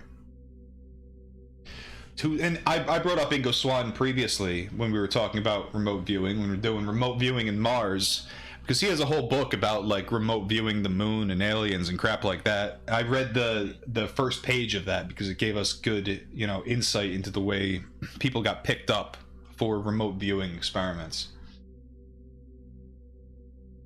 It's a really interesting book, especially when you get to the parts about the moon. I'm dying to read it. I got so many things on my list. Jesus. Tuesday, the 30th of September 1969, Daniel Ellsberg decides to release the Pentagon Papers, purportedly because he reads in the newspaper that all charges have been dropped against several Green Berets who had been charged with a murder in Vietnam. The kind of ops the Green Berets had been charged with were what Ellsberg himself had been immersed in while in Vietnam, including time spent with his good friend Robert Comer, who headed CIA's Phoenix project of kidnappings and assassinations. All of this, like, I was just like, yeah, no, duh, the government, like, tortures and kidnaps people, but it's like, I feel like this indicates that Scientology probably does this crap, too. Oh, they definitely do. There's indication that, like, people, like, Miscavige is, wife is still missing to this day. So yeah, well, is she like still allegedly holed up in some room somewhere? Like that was the story, right? She was like afraid to leave the house, and they had her locked up. Yeah, that's what I heard. So yeah, there's definitely more to that. God knows what. We should probably remote view her ass, dude. We gotta save her. Be subject to Scientological gang stalking, so it's true. Tuesday, the 16th of December, 1969, a Scientology Guardian order says that double agents are being infiltrated into the Scientology staffs and urges the use of any means to detect such infiltration. December of 1969, G. Gordon Liddy is granted special clearances by the CIA. 1970, I think we're going to get to the end here soon of where I want to hit. Maybe we'll do more in a future episode, but this is where it gets bizarre. This is like when you get to like total co-opting is where I start to feel here once we're in the 70s. Meade Emery is legislation attorney for the Joint Committee on Taxation of the U.S. Congress. Emery has ties to the law firm Gall, Lane, Powell, and Kilcullen in D.C. Emery will later be assistant to Commissioner of IRS. Then secretly, he will be the architect of several wills attributed to L. Ron Hubbard, and of the restructuring of all Scientology corporations, turning control of all Scientology materials over to non-Scientology tax attorneys appointed for life. What the fuck? I can barely comprehend what I just read. Well, it sounds like that guy was involved in the transfer of power from Scientology's actual structure to government, like government agents, or people who fronts for government power. Unbelievable. Does it say how this guy had so much authority to do that? When he was commissioner of the IRS, but does that really answer it? I think for that you need to do a little deep dive on the politics inside Scientology, which I'm not familiar enough with to make a comment about. I would like but there's to do like that. a YouTube channel about it you could look at. So Sunday, the 22nd of February, 1970, Yvonne Gilham, one of the earliest Sea Org members, has been commanding officer of the Scientology Advanced Organization in Los Angeles. L. Ron Hubbard gives her a mission to set up a Scientology organization called Celebrity Center in Los Angeles with the purpose of revitalization of the arts. She rents an old redwood and brick warehouse near downtown Los Angeles and begins delivering basic Scientology services to people in the arts, sports, entertainment, and government. She knows Ingo Swann, and he is instrumental in helping her get Celebrity Center started up. The center also has an art gallery, a performance theater, and classes in everything from ballet to fencing to fine arts and crafts like pottery and leatherwork. So this is how you get Tom Cruise, essentially. Friday, the 10th of April, 1970, Richard Helms has rubber-stamped E. Howard Hunt's early retirement and has written a letter to Robert R. Mullen on behalf of Hunt, urging Mullen to hire him. Mullen is head of a CIA-created public relations firm in D.C. and has cooperated with CIA in the past. One of the Mullen offices in Stockholm, Sweden is staffed, run, and paid for by the CIA. Also, the Mullen firm is Douglas Caddy. At the Mullen firm is Douglas Caddy. Monday, the 13th of April, 1970, Daniel Ellsberg quits RAND in California, flies to Boston, and signs a contract at MIT. He remains, though, a consultant for RAND. Friday, the 1st of May, 1970, E. Howard Hunt ostensibly retires from the CIA, goes to work for Mullen in D.C. By this time, up to 8 people at the Mullen Company have been cleared and made witting of agency ties, mainly in providing CIA cover overseas. Sometime shortly after arriving, Hunt is told by Robert Mullen that Mullen is planning to retire before long, and that Douglas Caddy has been selected to run the CIA front company along with Hunt and an unnamed other person after Mullen's retirement. 4 weeks after Hunt's purported retirement from CIA and employment at Mullen, a CIA covert security approval is requested for Hunt under Project QK Enchant. Tuesday, the 5th of May, 1970, Daniel Ellsberg flies to Washington, D.C. and is there for 3 days, flies to St. Louis for a day, and then flies back to D.C. You getting around. 13th of May, 1970, Daniel Ellsberg testifies before the Senate Foreign Relations Committee hearings, Senator Fulbright sharing. I feel like I can skip a lot of this. It's all about the CIA's doings around the time Hunt retires, quote unquote.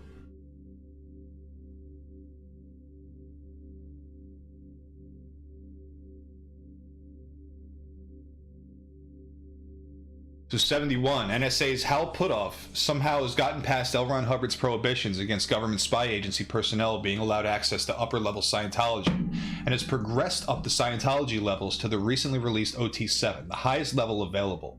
He writes a success story for a Scientology publication about having completed OT7, saying that on a weekend he had stood outside a locked building and remotely viewed information he wanted from a building directory that he couldn't physically read from the doorway, then verified later, when the building was open, that what he had viewed remotely had been accurate. According to Scientology's The Auditor magazine, special issue March 1971, by that date there were only 2,773 Scientology clears in the world. Being clear is a prerequisite to the OT levels. Even if 10% had gone all the way up through the higher levels by this time, Puthoff would have been among only about 300 OT7s in the world. Quite the exclusive club to belong to.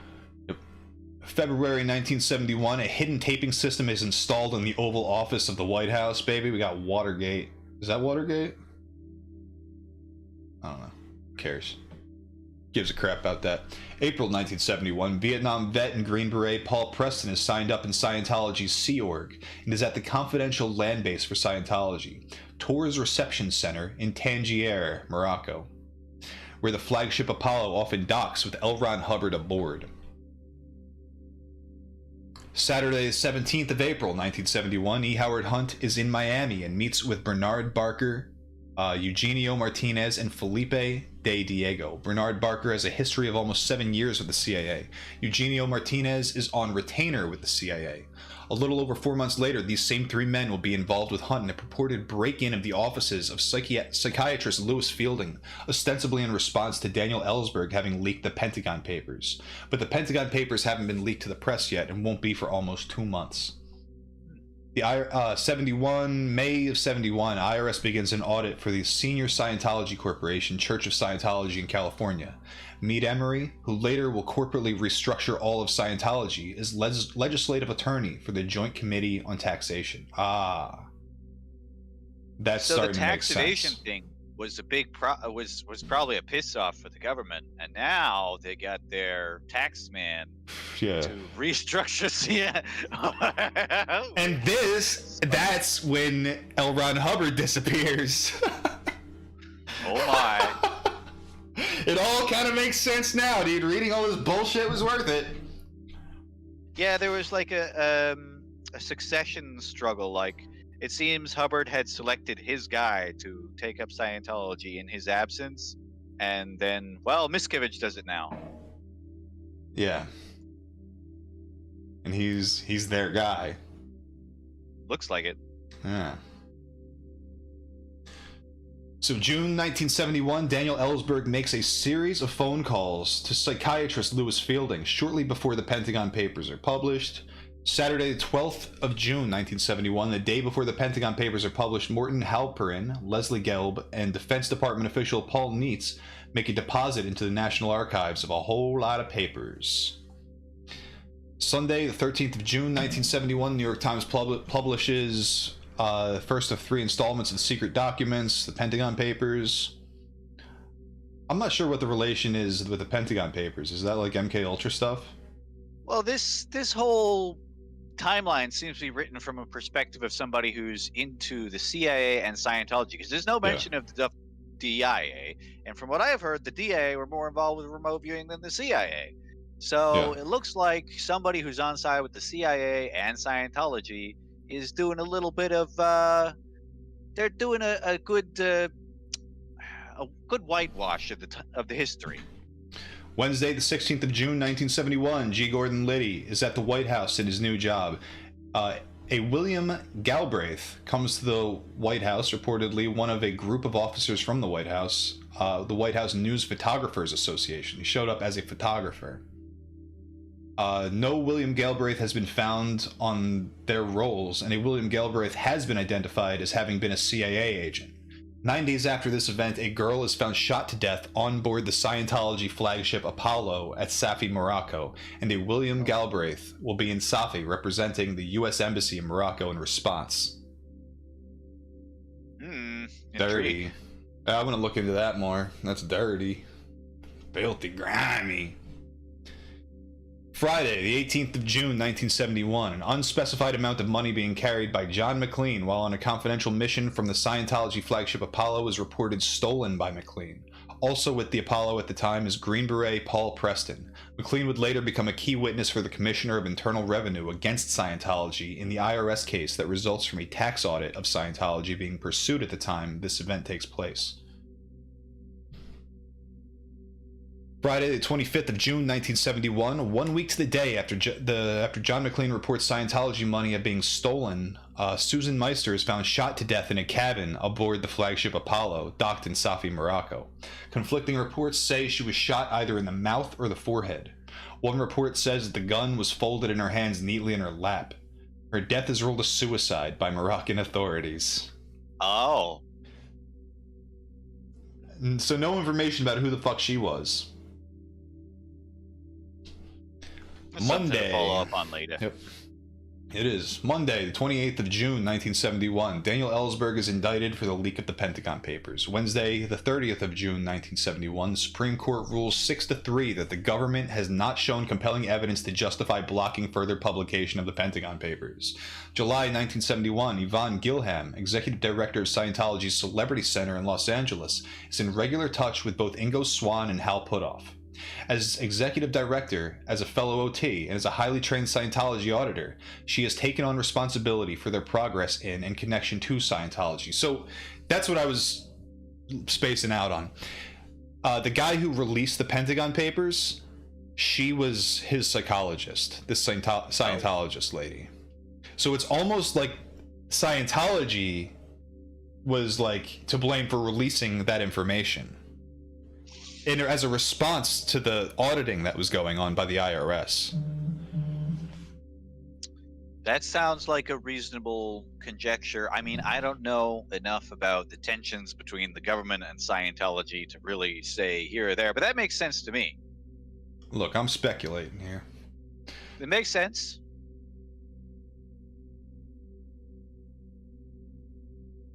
I'm gonna skip around a little bit here. I'm gonna get to the juicy Scientology stuff. Juicy. Delicious. Tuesday, the 13th of July, 1971. I think it's saying A. William Galbraith, because we don't know exactly who he is. Probably a CIA agent. Represented as being American Vice Consul from Casablanca, meets in Safi, Morocco, with two representatives from the Scientology flagship Apollo, ostensibly concerning the 25th of June 1971 death of Susan Meister. A William Galbraith, reportedly CIA, is at the Scientology flagship Apollo in Safi, Morocco, after having been at the White House a month before, ostensibly as a White House news photographer. Tuesday, the 20th of July 1971, E. Howard Hunt has a private meeting with the CIA's Edward Lansdale. Yada yada, more CIA drivel.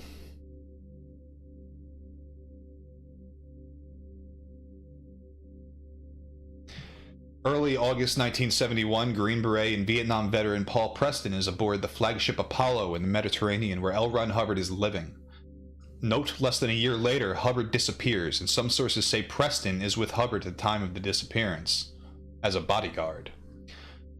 G. Gordon Liddy is in regular communication with State and the CIA, having direct conversations with the CIA Director Richard Helms. Liddy is briefed by the CIA on several additional sensitive programs in connection with the assignment to the White House staff. Liddy is also making regular trips to the Pentagon. That frickin' guy, dude. E. Howard Hunt is making regular trips to the State Department. U.S. Ambassador to the United Nations at the time is George H.W. Bush. Told ya! Told you he was part of this shit. God, I hate that guy. Monday, the 2nd of August, 1971, CIA psychiatrist Bernard Malloy comes to room 16 and meets privately with Gordon Liddy, yada yada. We got a safe house, we got the CIA trap house, we got disguises. L. Ron Hubbard in Thursday, the 12th of August, 1971, L. Ron Hubbard issues a policy letter called Advanced Courses that makes access to all the confidential upper levels of Scientology available by invitation only, to be based largely on ethics records in Scientology and security of materials. I don't know what that means. Security materials would be like the protocol, and you got to make sure the person is following the protocol for your ethics and your security of materials. So just making sure they're a good Scientologist. So, and they're not passing around the secret stuff. Security materials. The good stuff. Yeah. Got a bunch of Watergate shit happening here, dude. Thursday, the 9th of September, 1971, OT7 Ingo Swann meets CAA's Cleve Baxter, purportedly at a party in New York. Baxter has an extensive network of contacts in law enforcement agencies and within the CIA. Sunday, the 12th of September, 1971, OT7 Ingo Swann visits Cleve Baxter's lab and polygraph school in New York City, where Swann is asked to think thoughts of harming a plant that Baxter has connected to what Swann says was a polygraph.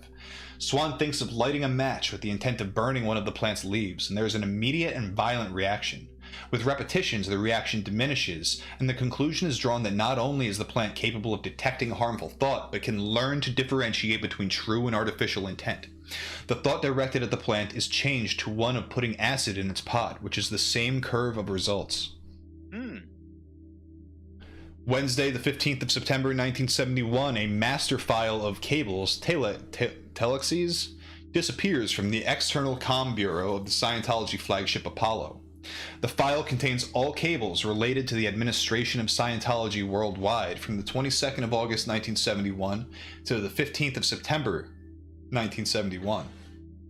And the external comm bureau at the time is John McLean. Also aboard the ship is Green Beret Paul Preston, doing a service called World Clearing Method 1. Wow. Gotta have a world clear, dude. Clear the world. E. Howard Hunt makes a request that the CAA immediately recall a 24-year-old secretary from Paris for his use, to explain all concern that she was urgently needed for unspecified assignments. Oh, yeah. Saturday, the 25th of December, 1971, Scientology OT7 Ingo Swann is doing experiments with Cleve Baxter involving a piece of graphite hooked into a Wheatstone bridge, the main mechanism in a Scientology e-meter. Connected with a chart recorder, Swann learns that he can focus a beam of intent at the graphite and cause repeatable jogs in the chart.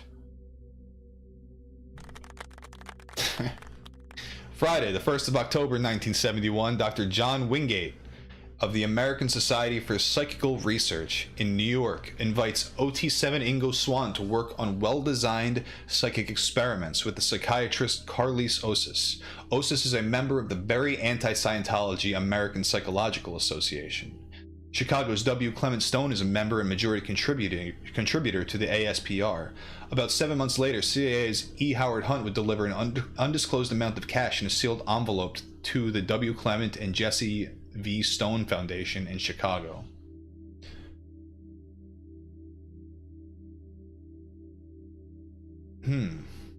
Yeah, I'm not sure I wonder what the means results of that. Well, I mean, I kind of understand. This is like a skeptic working with Ingo Swann. I'm not sure what the results were or anything, so I don't know what any of it. Yeah. Sunday, the 10th of October, 1971, Cleve Baxter writes and circulates a small report entitled Psychokinetic Effects on Small Samples of Graphite, detailing the repeatable experiments that he has conducted with OT7 Ingo Swann. Baxter tells Swann, "Boy, are the guys down at the CIA going to be interested in you." It's always something you want to hear. Friday, the 15th of October, 1971, E. Howard Hunt meets with CIA Director Richard Helms. Ingo Swann meets with Gertrude Schmiedler, who asks Swann if he thinks he can influence a thermistor isolated in a sealed thermos bottle. He agrees to try. Late 1971, Scientology OT7 Ingo Swann is in Washington, D.C. with a colleague, meeting in bars and pizza parlors with unnamed intelligence personnel. At one of the meetings with 6 spooks... We gotta leave him alone, dude. Fucking CIA. Swann is asked, if you were going to set up a threat analysis program to match what the Soviets are up to, what would you do? Is what he's asked. No answer is given here.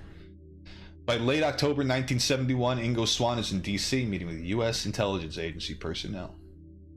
Saturday, the 30th of October 1971, Ingo Swann is working with the CIA's Cleve Baxter, testing psi probes on gases in pressurized containers. He and Baxter move on to experiments with biologicals, including one-celled biological specimens, blood, and seminal fluid.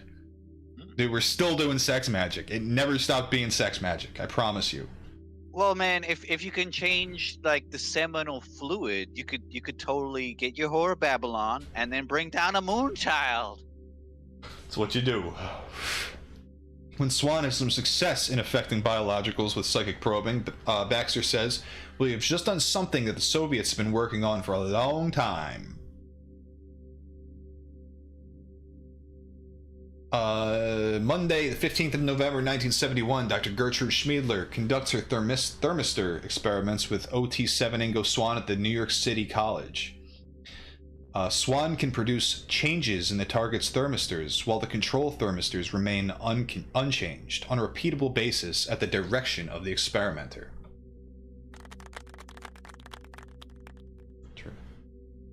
Monday, the 22nd of November. Man, I thought I was wrapping this fucking thing up. We got Ingo Swann coming in hard, dude. Monday, the 22nd of November 1971, OT7 Ingo Swann is involved in one of a series of 10 out-of-body perception experiments at ASPR. The task being to verbally describe objects out of his sight in a target tray. Having difficulty doing a narrative description of the target items, he hits upon the idea of doing sketches. Successful, this becomes a regular part of the experiments.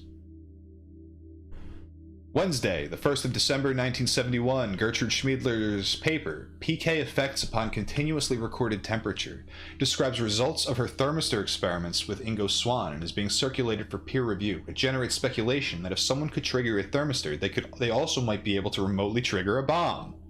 There are requests for interviews of Schmiedler and Swann from media like Time and Newsweek, but Swann refuses, probably at the behest of the intelligence organizations. Or Scientology. Or Scientology, which is an intelligence organization at this point. I guess it is, yeah. Monday, the 6th of December 1971, G. Gordon Liddy. He is in the CIA still, just reminding you. Wednesday, the 8th of December 1971, in one of a series of long-distance remote viewing experiments at ASPR, OT7 Ingo Swann suggests calling the experiments remote sensing or remote viewing, coining the term remote viewing. Standardizing a lot of the terminology now. That's why a lot of people say that Ingo Swann kind of invented remote viewing. Like, that's, I don't know if they say that exactly, but that's kind of the vibe you get. It seems that he was one of the people involved in coining controlled remote viewing and coming up with the protocol for it, yeah. Yep. Thursday, the 16th of December 1971, George W. Bush is living in Houston, Texas. Fuck that guy, too. Thursday, the 30th of December 1971, an out-of-body perception experiment results in Ingo Swann sketching the target object of a 7-Up can upside down, so he believes he has missed getting it. Dr. Osis realizes that it is a perfect drawing of the can once it is turned upside down. It's a funny thing. When you do remote viewing, at first, like, you get these impressions, and when you do your drawing, you're like, I don't know what this shit means. But then you compare your drawing to like the photograph or whatever, and you're like, holy shit, it's like upside down and sideways. What? Like, that's a thing. Earl Pipe in the chat says, I recently learned that Charlie Manson had reached the highest level of clear possible within Scientology. That's interesting. I would like to see how the years match up to that exactly, because that would be the very beginning of like the OT courses. I don't know. I wonder how that all works. Like, would Charlie Manson be in Scientology today? Like, I highly fucking... Or maybe he'd be the perfect candidate. I'm not actually sure. From what I understand how the E-meter works, it basically measures like the electrical resistance in your skin, which changes when you lie. So in theory, like, if you're a super good liar, you're clear. I once knew a dude who went to Scientologist rehab, and they basically put you through like a lot of these weird training things, and it was bizarre stuff. You would sit there, you'd repeat like a line from Through the Looking Glass. you would try to read a line from the story as if it was like an original thing that you were saying, and you have to do it over and over again until they give you the okay. Another one, you'd have to sit like face to face with someone, like 6 inches away, face to face with someone, and just sit there dealing with it for like an hour. Yeah. What else was there? Clear is a way to train your social intelligence and make you into a good liar.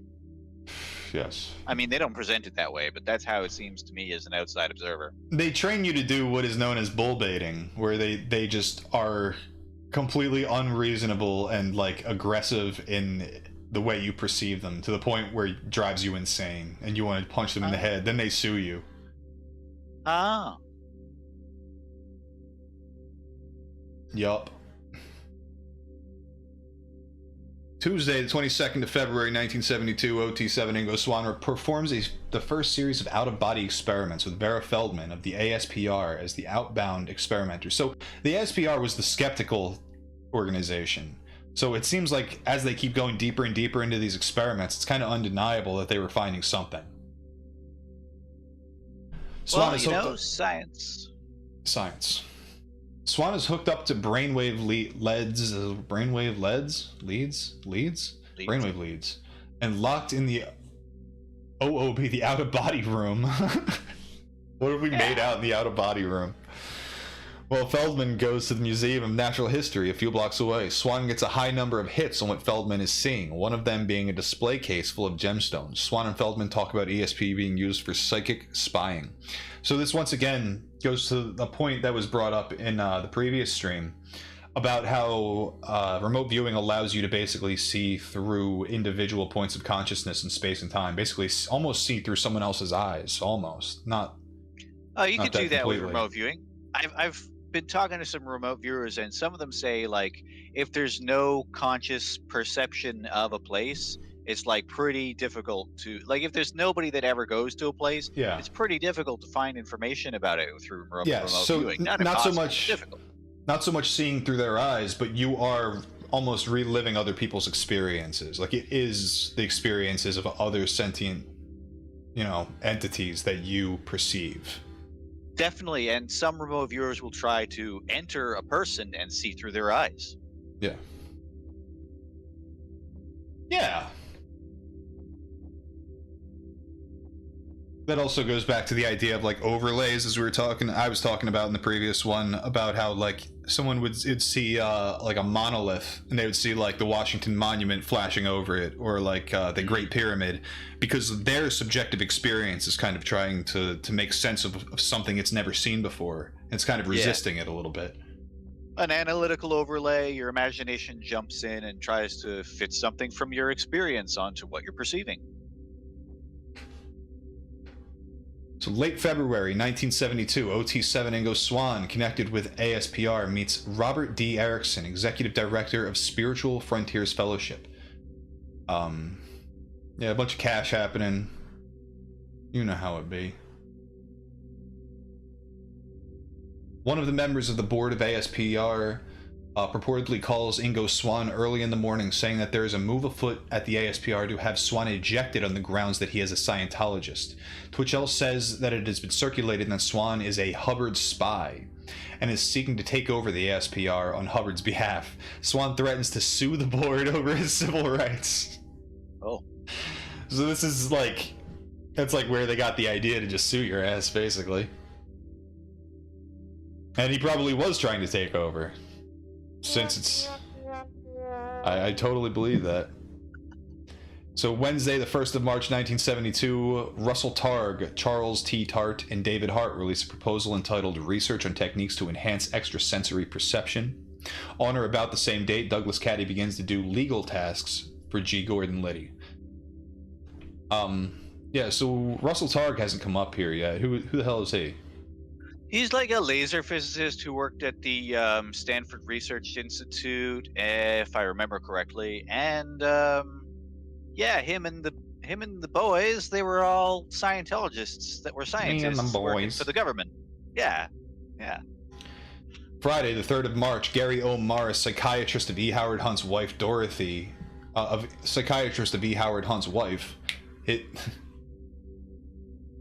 What?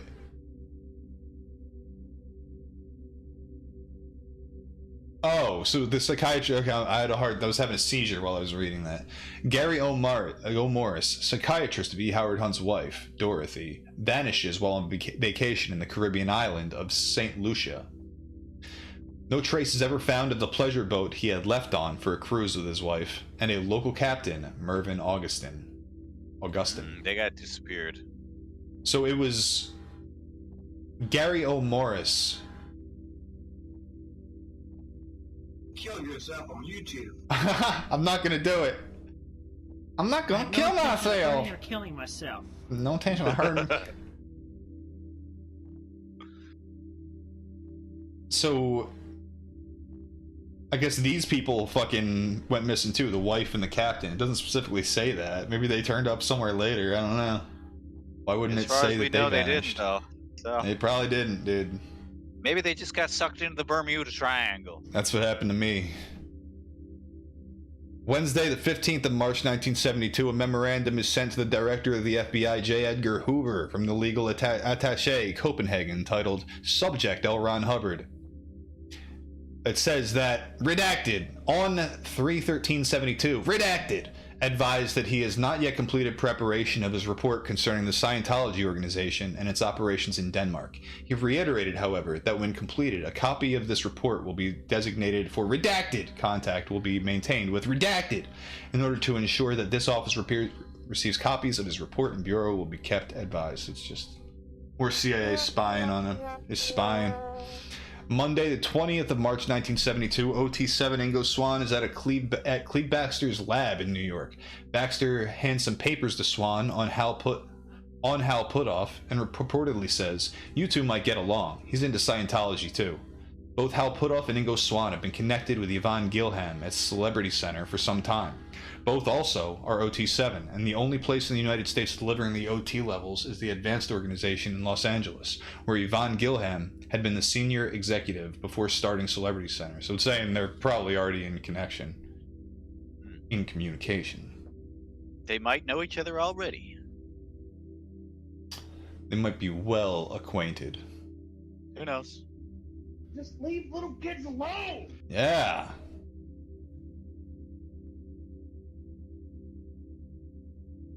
So Ingo Swann, he'd still be doing these out-of-body perceptions. He'd be doing psychic viewing. He'd be doing all the viewings possible. Friday, the 7th of April, 1972, L. Ron Hubbard gives 3 taped lectures to students in the expanded Dianetics course. They're the last public lectures Hubbard ever will give. As of this date, L. Ron Hubbard had given over 1,300 public lectures since 1950, averaging a little over 1 a week.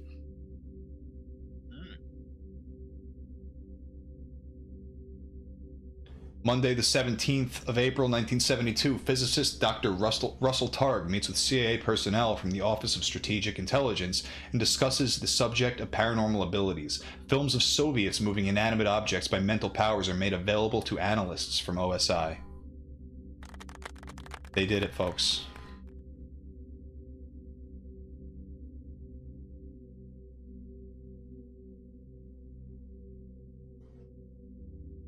FBI Director J. Edgar Hoover is found dead in his home in the early morning hours of the 2nd of May, 1972.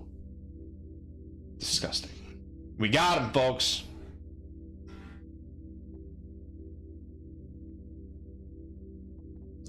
I kind of at this point just want to get to when L.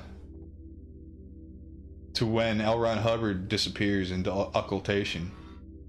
We got the Bushes happening. We got Nixon. They're all dickheads. Watergate's happening. Holy crap, dude. We got Richard Nixon arriving in Moscow and toasting Soviet leaders at dinner.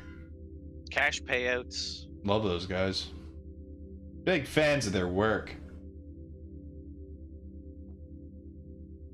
Sturgis. Here we go.